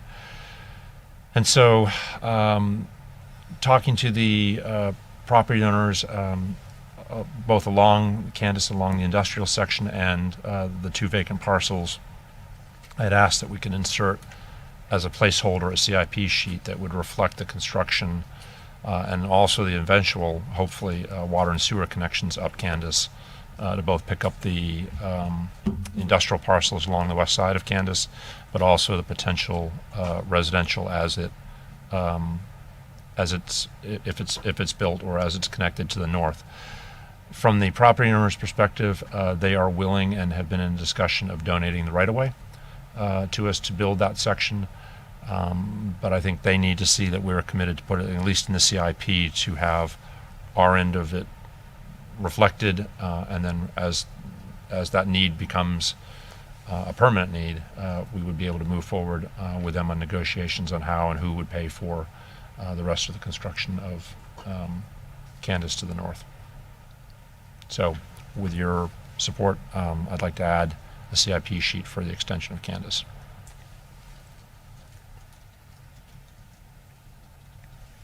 Okay. Commissioner Jenkins? Is that on this or totally separate? I was going to go to Bridge Road. Can I do Oh, okay. Well, let's work on this issue. Do you want a motion for a specific CIP, or do you want it wrapped up into the motion? With what regard, Commissioner? With the one sheet that you want to have added? If there's support for that. Okay. I know where the Pitchford train thing crossing is, but I have no idea what you're talking about. Can we bring it back and let us know what? I mean, if you want to put a sheet in, I get it, but I'm not exactly sure what you're. We can certainly do that. I brought it to you all probably 3-4 months ago, and said that I would bring it up at CIP because that seemed to be the appropriate time to bring it up, and not then because the same question was raised, like I have no information, so here you go. Here's the Well, no, information I at vaguely CIP remember sheet you time. saying we'll bring it up again Okay. at CIP. Can you bring it up on a map and let us take a look? And Well, see? should it be the will of the board to include it, we can leave it unfunded for now to show our commitment. Right. All I'm looking And for we is to can- add the sheet that there's not going to be any money attached to it, and it can be out in year 10. Okay. And we can find out the pertinent project information and the private That would be great. partnership. I'm shaking my head yes, benevolently. So do you need a motion to add a CIP sheet for that particular project? I believe we're getting direction from the board right now, so George is taking notes and knowing that it's unfunded, we can do that, yes. Okay. It's like Christmas morning. It is like Christmas morning. Thank you. I appreciate it. Thank you for your indulgence It's my pleasure. as the benevolent one. And Commissioner Jenkins, did you have a specific? So I just want to make sure that I'm not misleading my public. I'm looking at the Bridge Road sheet and it says bike lanes. I thought you Correct. told me that DOT took those out. Which is Yes, what that's I've been telling correct. everybody Well, for a year and a there's half there's now. shoulders in certain sections of the roadway. We left it the same name because that's what it is in the grant work program, but we'll work with you. I mean, we're this far along at They're the all end of the lined grant that way. cycle. Yes, and we'll do public outreach to reinforce the true nature of the project. But we are widening west of the highways because the roadway is very narrow for that type of No doubt. roadway. You could do like off-road right there. You do bike lane, off-road, bike lane. Yeah. And then also, just FYI, I'm getting, I guess there's been a couple of pretty bad accidents out there recently at night. I'm getting a lot of emails and requests for at least a little bit of lighting. It is dark as death out there. It really is. But anyway, That'll be a headline. dark as death, Dark as stuff. dark as death. So you want 1,000 feet worth of light? Yep, that's what he's asking for. We just like a light every once in a while. Sounds like for a everybody. that sounds like a very familiar conversation. Thank you for that. He just tries to slip it in like a little. That- That's it. Okay. Commissioner Hearn. Yeah, I'm looking at the Rocky Point neighborhood restoration, which isn't going to occur until FY26. You want some lights out there? Nope. No, but she does want a traffic light. I just wonder why we've been prioritized so low. So we have the Rocky Point Neighborhood Restoration Project program for design next year. We're going to start survey this year, in-house staff. We're going to perform public outreach therewith, and we have construction money programmed for fiscal year '23 to start the project. We are very aware of the conditions. They are very poor conditions. They certainly are. Roadways. I We don't have think to they're be going to last until 2026. we have to be very methodical how we approach that because of a lot of the underground work that we have ahead with drainage, and there's a septic to sewer project programmed as well. And so that's why it's a two-phase approach with construction starting in fiscal year '23 and then capping off later in fiscal year 2026. Just seems like it seems like District 4 is hard to get into the prioritizations. And I just need to understand why that is. Well, we've identified the area, there of public works priority-wise. It's been an area to be addressed, and that's why we are there, with the first phase to at least address drainage and whatever roads we perform drainage improvements and already have sewer, we will go ahead and pave. But with respect to the septic to sewer program, I don't think it's of benefit to perform paving on the roadways that may be susceptible to. Neither do I. I just think that Open cuts. I emphasize how do we prioritize, and I don't have a real clear answer to any of my questions about how things are prioritized because there's no numeric standard. So I don't know how projects are evaluated, whether well, I won't tell you my suspicions, but you can imagine what they are. Mr. Gordon. For the neighborhood restoration projects, when we developed the program, what we looked at was a couple of different things. The first one was stormwater facilities. We looked at, are there large diameter pipes or metal pipes under the roadways that could fail? And then we looked at road condition ratings. And then we looked at, are they going to get a connection to sewer? Are they in the septic to sewer study? So those are the three things that we looked at to prioritize neighborhoods. And when we did that analysis, the very first neighborhood we did for neighborhood restoration was Parkwood, which is in your district. And the reason we did that was because we had to come to the board twice when we had severe pipe failures that were unfunded to replace. So they had a very large diameter pipe that drained the entire neighborhood and that collapsed. So that's what prompted that funding. So the reason Rocky Point is a little bit lower than the other ones is because there is not really any formal stormwater system in place in the neighborhood. So it doesn't get, there was no pipes that could fail that could push it up the list. Now the pavement ratings are certainly pretty low, but it didn't have that other piece. The thing working against Rocky Point also is the year that the septic to sewer is programmed is in '24. So we didn't want to align the paving until after the septic to sewer occurred. Those were the two reasons, but we have been pretty active in District 4. Not in my neighborhood. Not your neighborhood, but Vista Salerno. We got Port Salerno next year. We're going to do the stormwater and the septic to sewer in the Port Salerno proper area, west of Dixie. We've got the Peninsula, which is another one coming the year after. So we're slowly working our way out to Rocky Point, but we are active in District 4. Ms. Krista. Yes, I just would, so a few years ago, Mr. Zama, with the help from staff, created these district maps. There's this tab just for them, and it lays out for each commission district what projects are going to be done and where those dollars are going to be spent. I think Mr. Zama does a great job trying to spread the money around. So to say that we're focusing on one district as opposed to another, these maps, I think, bring a big element to the CIP so you can see exactly where they are. We can continue to do that annually as a representation of the distribution of projects. Also, the septic to sewer program, they have metrics of rankings, and we have worked together in realigning priorities to coincide with each other's priorities. It's not easy, especially with different funding mechanisms. Some rely on grants and they have their different priorities, but I think both departments do a good job of realigning priorities for the best public benefit and reduce construction fatigue. I'm looking at the SPS Manatee Business Park restoration, $1.6 million. How much of this is in the city? And when you do projects that are in the city, do you ask for a city contribution? We only perform projects in the county maintained right-of-way. So much like there's a lot of neighborhood restoration projects in which there's private streets and we perform our county drainage improvements within the county right away. I'm looking at dirt road paving.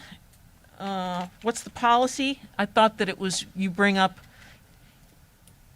your road to the county standards before the county will accept it, but now we're spending $350,000 a year in order to pave roads. How are those prioritized? What's our policy?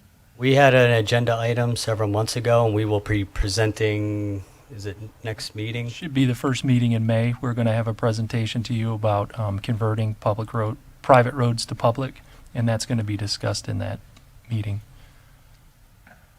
This is not a new sheet. That sheet's been there for several years. We wanted to provide a funding mechanism for the different tiered county contributions. There are roads that the county maintains, and it would be a benefit to the county, both for life cycle costs and environmental benefits to get some of the dirt roads paved that the county maintains. Okay. Southwest Cargo Way Extension, can you tell me what this is? That was a project to provide traffic congestion relief.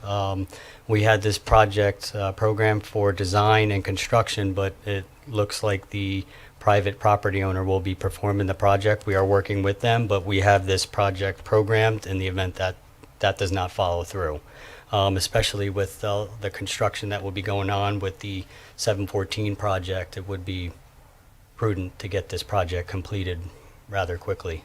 Okay, so this sheet is perhaps not accurate because it says that it's road MSTU.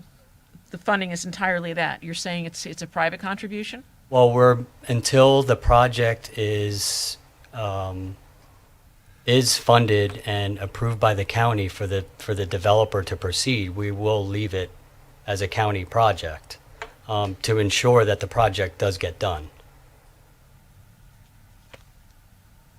Okay, what incentive is there for the developer to make a contribution then, if it's fully funded by the county? Well, they would like to start their development of their Okay. project. Cove Road widening. What's the status of the additional turn lanes that my MSTU is funding?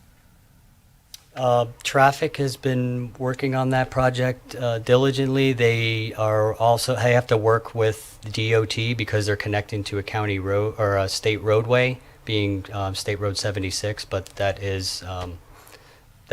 they are working on it. So I can't unfortunately give you a definitive timeline unless if Design is underway. It's currently going, and we're coordinating with DOT on the connection and what that'll look like. And when is that project supposed to be completed? My understanding it was this year. This year. Their intent That's is what to build it this year. That's what I dedicated funding for, not for next year. Yep. Their intent is to build it this year. Okay. Thank you. Okay. Mr. Zama, did we have the traffic safety measure sheet? Is that the same amount we had last year, or was that increased? Same. So didn't we have a conversation about trying to increase some of that for traffic calming and safety measures a couple meetings ago? Yes, we did. Yes, we did. This was already turned in prior to that. So can we amend the sheet to add some additional funding for? with the same funding source. Yeah, it would have to be ad valorem. Are we having an item come back to us on funding? We can bring an item back to you, or you can tell us how much funding you would like us to put in the sheet. Either way works for me. Well, I'll just pick a number then. And if that works. As much as we put on it, we can spend, and our staff would be happy to implement those measures. If I knew it was that easy, I would just start. Or we get some daggers from across the Well, it's all part of the process. So if you picked a number, like if you wanted to double it or increase it by a couple 100,000, then we've got to go back and factor that into your plan and see where that funding would come and if other projects might possibly be impacted. We're not talking about a huge amount of money in that case. I'm looking at Stephanie and Kelly. They know what kind of fund balance, because when George does his projects, we always plan for a contingency. And he's been doing a really great job of bringing those projects in at budget or under budget. And so that contingency then falls back into the pot and becomes part of the revenues to consider for some of these other projects.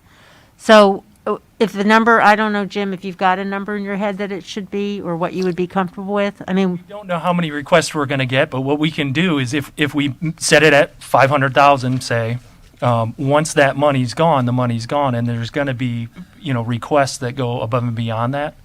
I can tell you our projects, we are going to spend the money that's in the account for this budget year, but we don't have any projects that are over and above that in the hopper yet.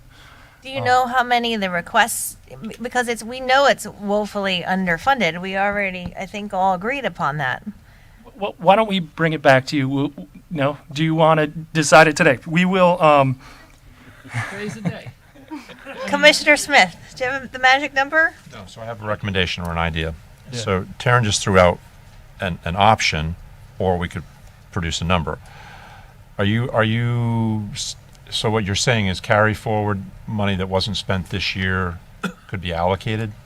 yes, absolutely. So as a suggestion, and I don't know if anybody knows, in this, if you were to take carry forward money out of this category, do you have any idea what that looks like for a year? Is it 100,000? Is it 50,000? Just general. I mean, not like Jen, you do fund balance. You got a number? fund balance. Wrong word. Depends, residual funding maybe, and MSTU, the road MSTU, probably about 200,000.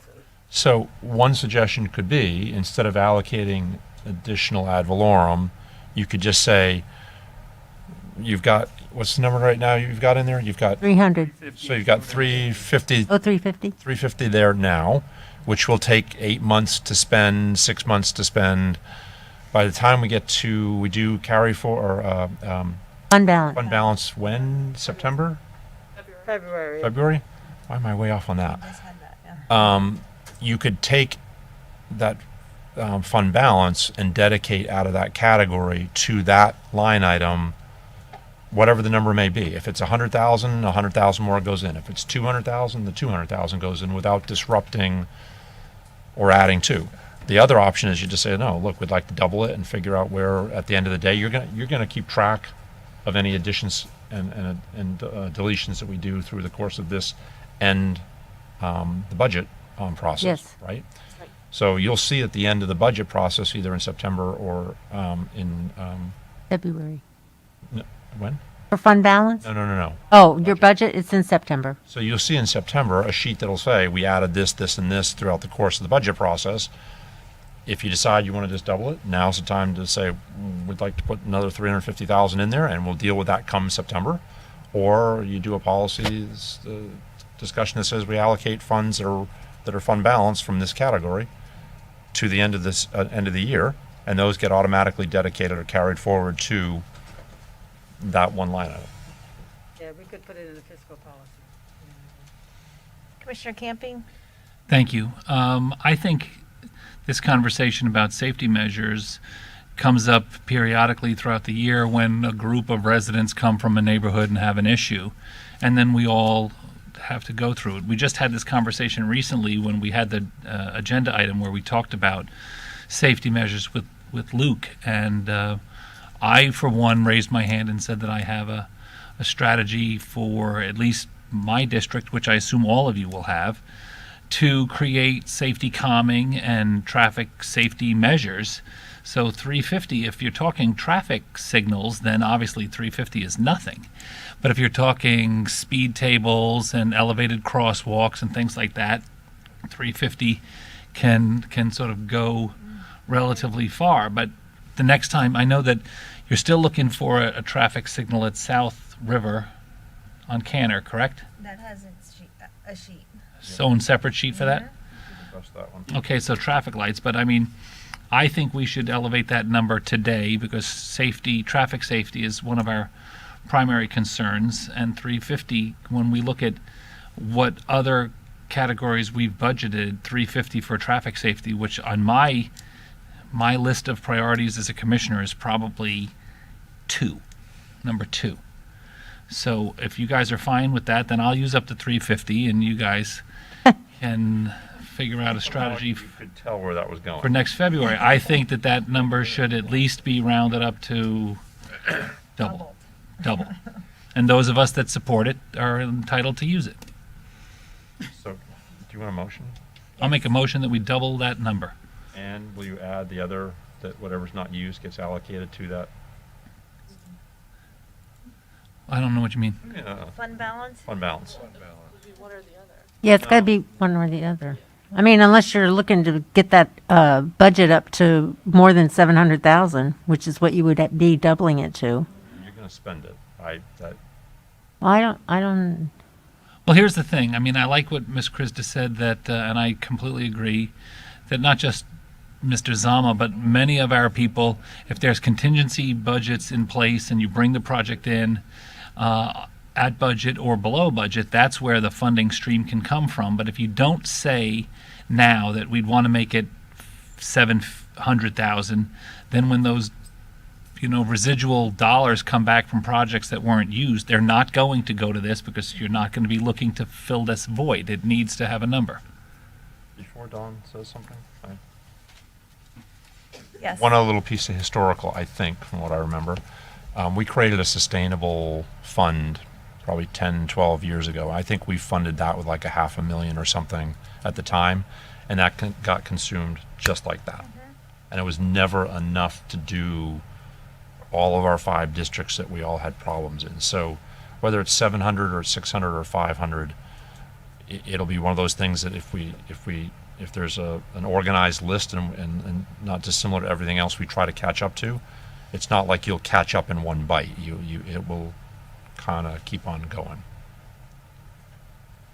Yeah, I think we have to make an effort to increase it. Otherwise, it doesn't ever get the priority that it really deserves. Mr. Donaldson. I just have a suggestion. I think you could double it.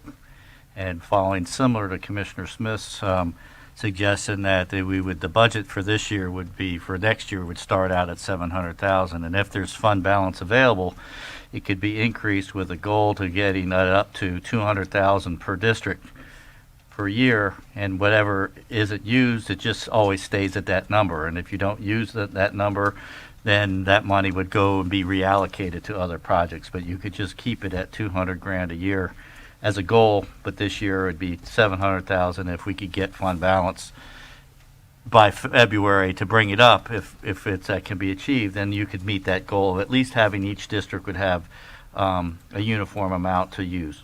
So if you make it 700,000, would give each district $140,000. And City gets the balance. no, I don't care. I'll take my 1/5 for District 5 if everybody else feels that they could spend 150. We talked about speed tables costing $23,000. Elevated crosswalk is $23,000. I mean, can you think of 3 or 4 or 5 places in your entire district where you would want to have something? I know I have a priority list that I can start with right off the bat that would use my share of this year's money. If you guys don't feel the same way, then let me put in for 140 to be fair to that number. And then if you don't feel the same, this is a priority for my constituents in District 5. I can imagine. I know Commissioner Hurd's got people that were here this morning huffing and puffing, and if you can't mess with the speed limit, and you can't pepper the whole area with stop signs, maybe some traffic calming is the way to go. Because you could put a speed limit sign that says 5 miles an hour. If someone wants to drive 35 miles an hour, they don't care what the sign says. Don't know if I did or not. I think I did. What? Make a So motion? the action item would be to double the construction for starting fiscal year 23. We'll keep the current revenues the same for fiscal year 22 and there on at 350, and then we'll fund the subsequent years with carryover funds identified through fund balance the year prior. I don't think 23, George. 22. And 2. And starting in 22. Yes. Carryover will be from 22. The doubling Oh, of the funding. 21 into, This okay. funding year coming? Yep. 22? And then carryover would go to 23? Yep. Yeah, because if we knock down a lot of our hot spots, then yes, I agree that as you trail into the years into the future, there's not constantly areas that are popping up as issue areas. I know what mine are. I'm sure you all know what yours are. And once we fund them and do them, then no, you don't need to maintain a $700,000 a year budget for that. But I think it should be front-loaded now. We all should come forward with our projects, let our crack staff get them done, and then maybe 2 years from now, it's not an issue. It won't be an issue in District 5 2 years from now. So do we need a motion to double the, Well, there is a motion on the floor, but did not receive a second. I can't remember who made the motion. Commissioner Campy made a motion to double the number to 700. There we go. Okay. Can you just add to that Fund balance. 2023, the fund balance being allocated? No, for fund balance. Would be 2023. Motion maker agrees. Second. Okay, so we have a motion on the floor by Commissioner Campy, seconded by Commissioner Smith. All those in favor? Aye. Opposed? Motion carries unanimously. We're all entitled to the funds. Everyone voted for it. Did you have more, Mr. Zalma? We didn't approve the whole road section yet, did we? I would move approval of the remainder not- balance not of yet. George's presentation. Second. Okay, we have a motion on the floor by Commissioner Smith, seconded by Commissioner Campy. All those in favor? Aye. Opposed? Opposed? Motion carries 4-1 with Commissioner Hurd dissenting.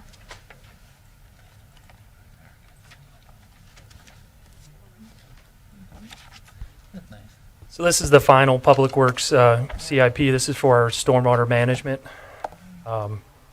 We have stormwater infrastructure rehabilitation, heavy equipment replacement.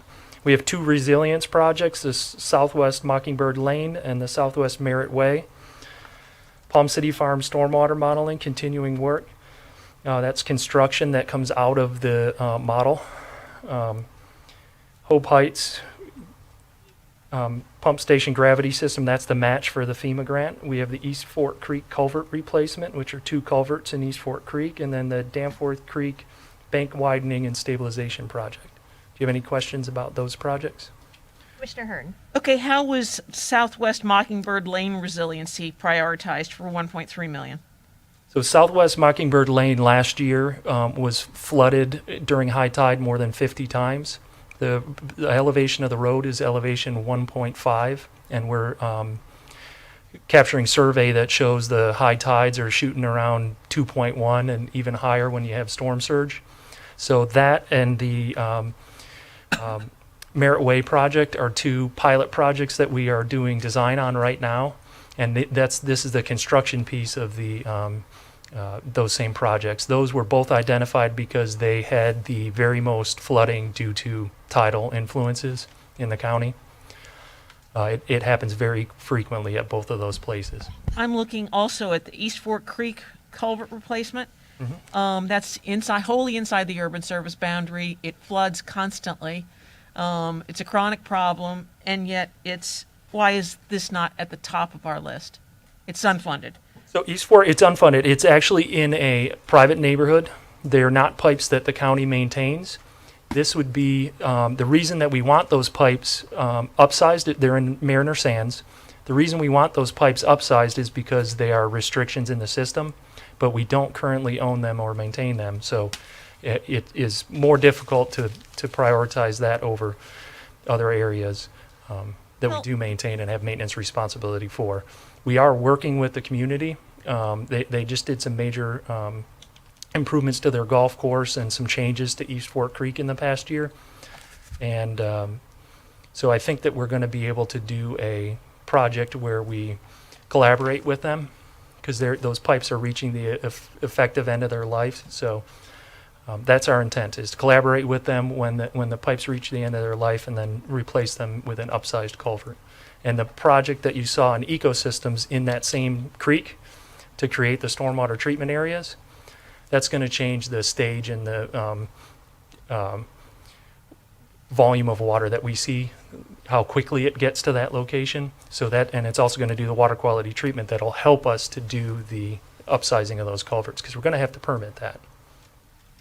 Then Palm City Farms stormwater model. Also, the drainage is primarily on private property, and yet $250,000 a year of county money is prioritized for the foreseeable future in order to improve drainage on private property, and also to improve drainage where uses have changed from agricultural uses to impervious uses.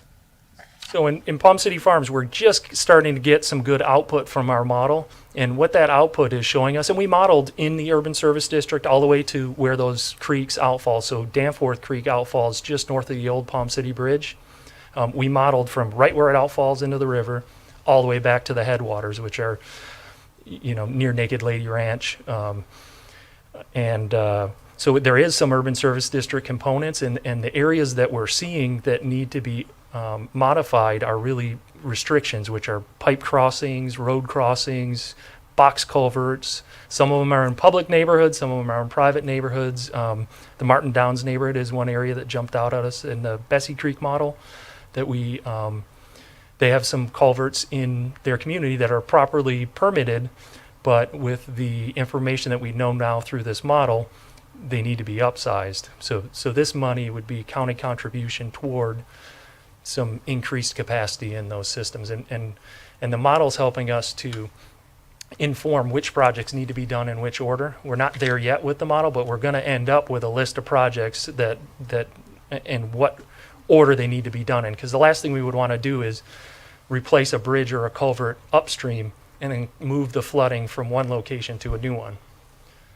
So Help me understand why the Palm City Farms stormwater model is being prioritized in front of urban service boundary projects. Which project are you speaking of specifically? East Fork Creek, for one. I mean, any of the projects inside the isn't our emphasis upon providing services in the primary urban service boundary? Yeah, we want to provide service everywhere. The problem we have out there is that we do have some situations where we've got some life safety issues, where we have flooding, where people can't access. Roads are flooded. Last year we had roads flooded where access was a problem. So we need to get some of those basic life safety issues addressed. And it's just a fact that the drainage system out there, because it is on, a lot of it's on private property, has been poorly maintained. And we need to do everything we can to drain those roads and keep that access for those residents out there. In town, for East Fork Creek, like I said, we're not quite there yet. We have to build that STA before we even have the ability to replace those pipes in Mariner Sands. So it's a timing thing. We need to get our STA constructed, which is right now it's in permitting.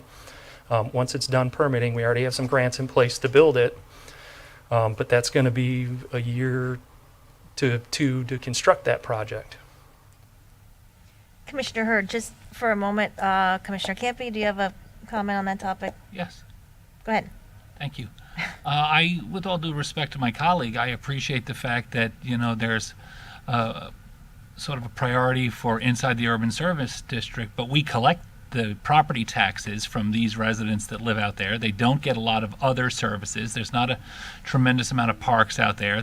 Some of these homes are 100 years old. These neighborhoods were platted, and some of these homesteads were part of the original Palm City, which is 100 years old. So I'm pretty sure the folks that live out there, it's not like they just showed up and now they want services. They've been out there suffering the consequences of some of this.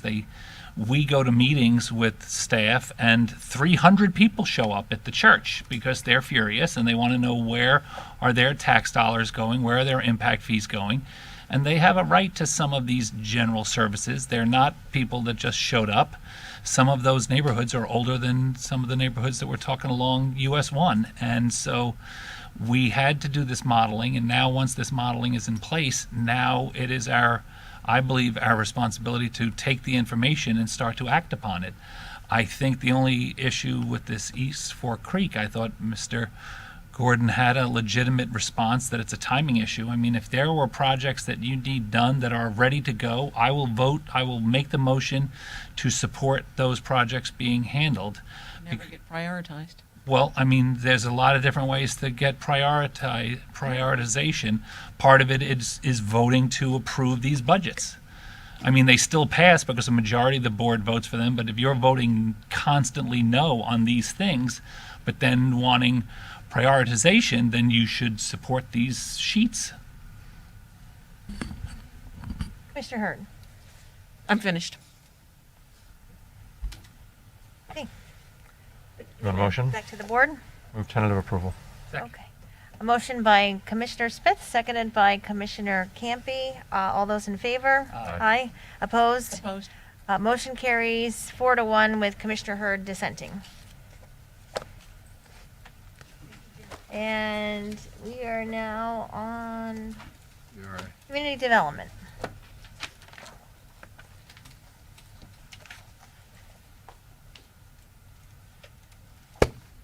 Good afternoon again, Commissioners. Susan Corres, Office of Community Development. I'm just going to get right to it. In fiscal year 22, the Martin County Community Redevelopment Agency is going to continue its focus on infrastructure. I'll talk about 2 projects or 3 projects and then open it up for any questions that you may have. So one of our new initiatives is a stormwater solution for Hobe Sound. We're working with a consultant on that project, and we're going to be focusing on Dixie Highway from Bridge Road South. We're going to be looking at ways to safely move and put the water so that we can increase some redevelopment possibilities on that corridor. We are also looking at some roadway enhancements for Port Salerno, Cove Road and Salerno roads. We're going to be working with Public Works on that and doing some additional things other than paving roads, which is what they will be doing, but to increase the safety and beautification of those 2 corridors. And when I say increase safety, I'm talking about things like potentially medians, sidewalks, crosswalks, lighting, those types of things that will increase the safety and the walkability for our residents and businesses. Third project that I'll talk about really briefly is the Camino Trail in Golden Gate. I love talking about this one because I think it's one of those things I call transformative for a neighborhood. It just encompasses a multitude of things. It's not only infrastructure because it will include stormwater and it will include lighting and those types of things, but it also touches on transportation, it touches on community mobility, a decrease in crime, health and well-being for the residents, quality of life things, increased recreational opportunities, things that really make a difference to a neighborhood and to the residents and businesses that reside there as well. It's also going to be connected to the east, what is it called? The North-South Greenway? Thank you. The East Coast Greenway, which is, I think, really going to put Golden Gate on the map a little bit and have additional folks, not just community folks that live there enjoy it, but other people who may be biking and walking through the communities as well. Great. Any questions? Move to approve. Okay. Motion by Commissioner Jenkins, seconded by Commissioner Smith. All those in favor? Aye. Opposed? Opposed. Motion carries 4-1 with Commissioner Hurd dissenting. Thank you. And we are now moving on to airport.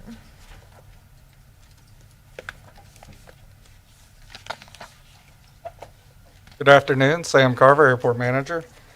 Have a fairly brief CIP to present. It includes 3 airport pavement rehabilitation projects, one for Taxiway Alpha, which is a design, and that is funded through FAA. Runway 725 rehabilitation design, that is a 80-20 state grant, and Taxi Lane Bravo construction, which is also an 80-20 grant. Other than that, we just have a airport equipment for a new tractor, which is also a 80/20 grant. Any questions? Anyone have any questions? Motion, Motion to accept the tentative CIP sheet for airports. Second.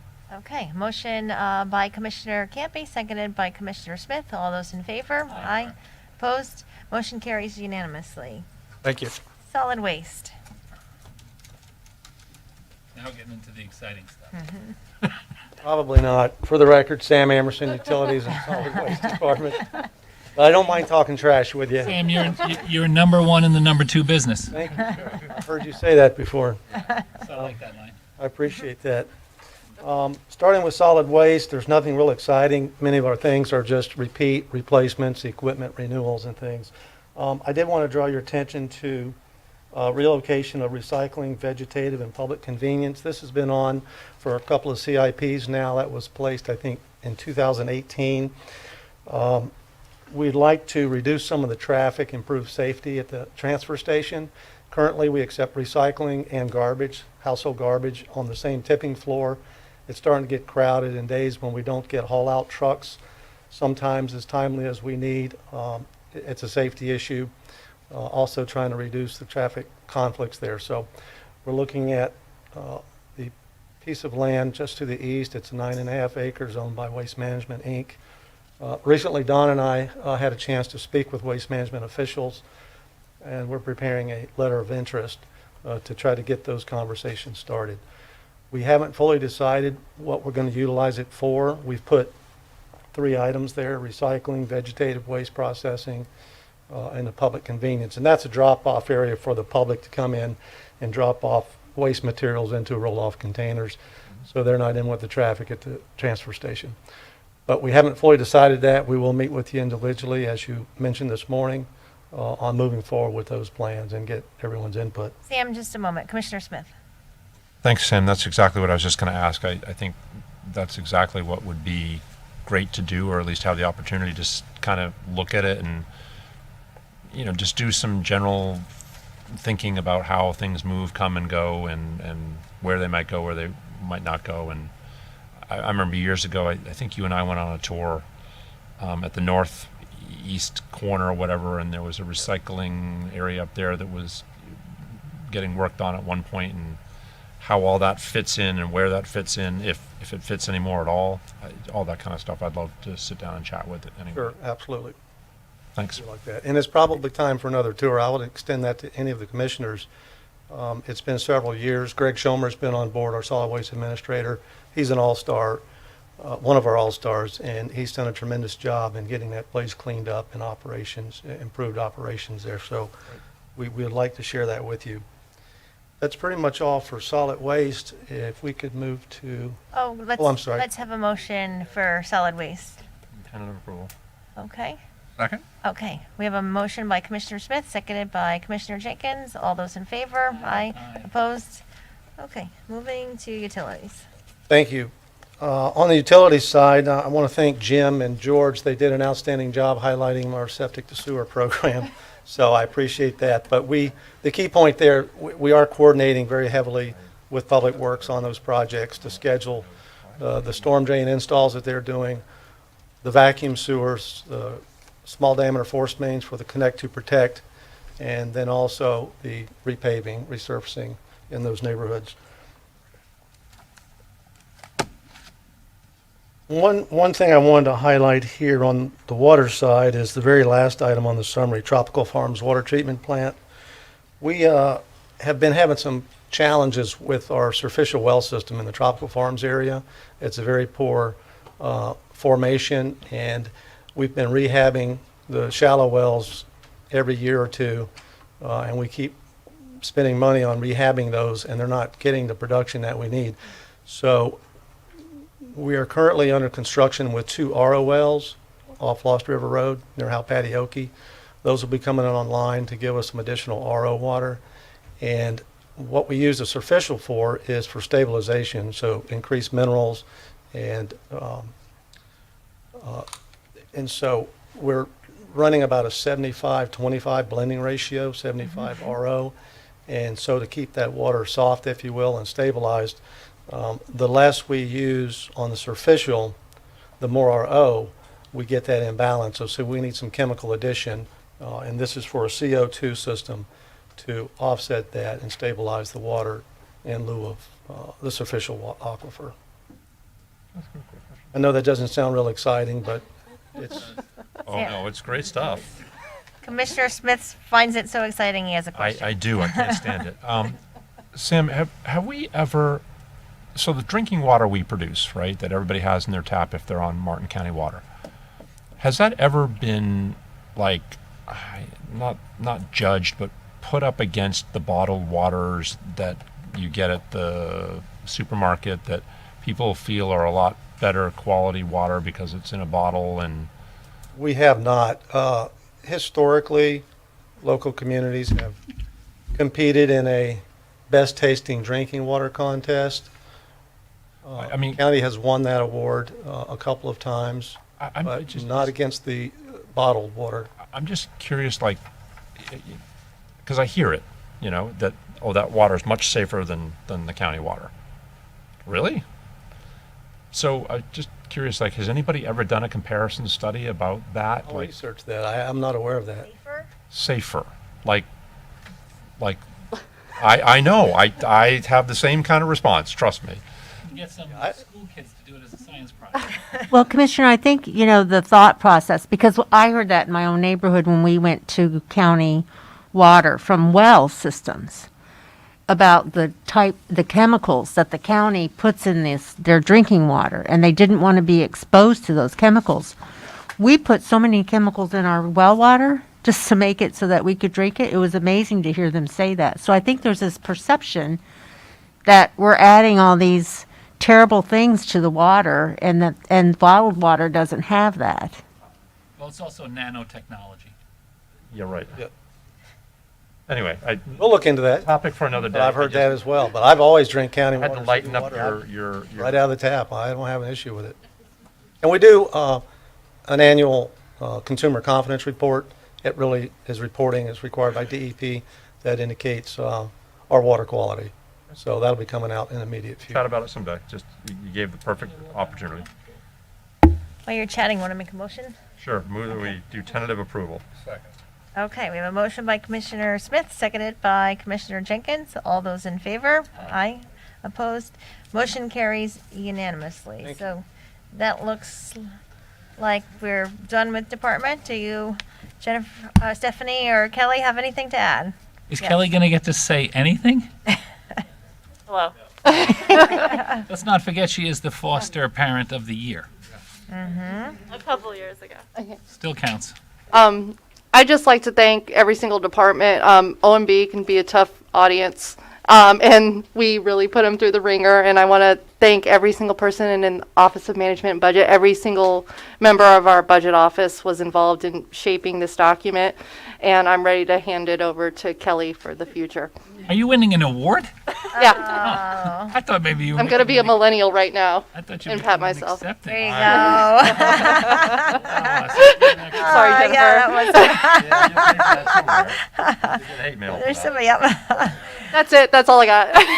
Thank you. You guys have really done an extraordinary job as usual. Commissioner Jenkins, did you have something that you wanted to add?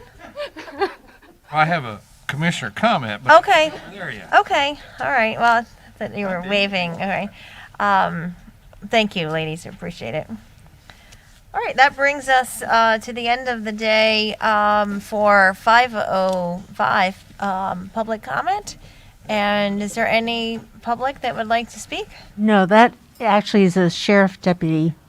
Oh. I just didn't recognize him in plain clothes. Okay. Okay. All right. Seeing no public comment, then commissioner comment. Commissioner Jenkins. This started out, I thought it was a big number until now, and it's not so big. But anyway, in an effort to improve my playgrounds in my district, last year we did Banner Lake Playground, which turned out awesome. Everybody's happy with. This one is, Jupiter Island? no, yeah. This one is J.B. Reed Zeus Park. $72,206.28 coming out of my district funds. And then we will be moving to the Petway community and then up to the Eastridge community. So anyway, Very nice. so we got a plan. It's going to be beautiful. Everybody's going to be happy. Hopefully. Yeah, see? Exactly. I'm all set. Thank you. Excellent. Something for you, Commissioner Camping. I'm all set, thank you. Commissioner I'm set. Hearn? I'm good. Ms. Woods? Y'all had a good full day. Okay, yes. So that brings us to our upcoming board meetings. Our next meeting is April 27th, and that's a regular meeting. And with that, we are adjourned.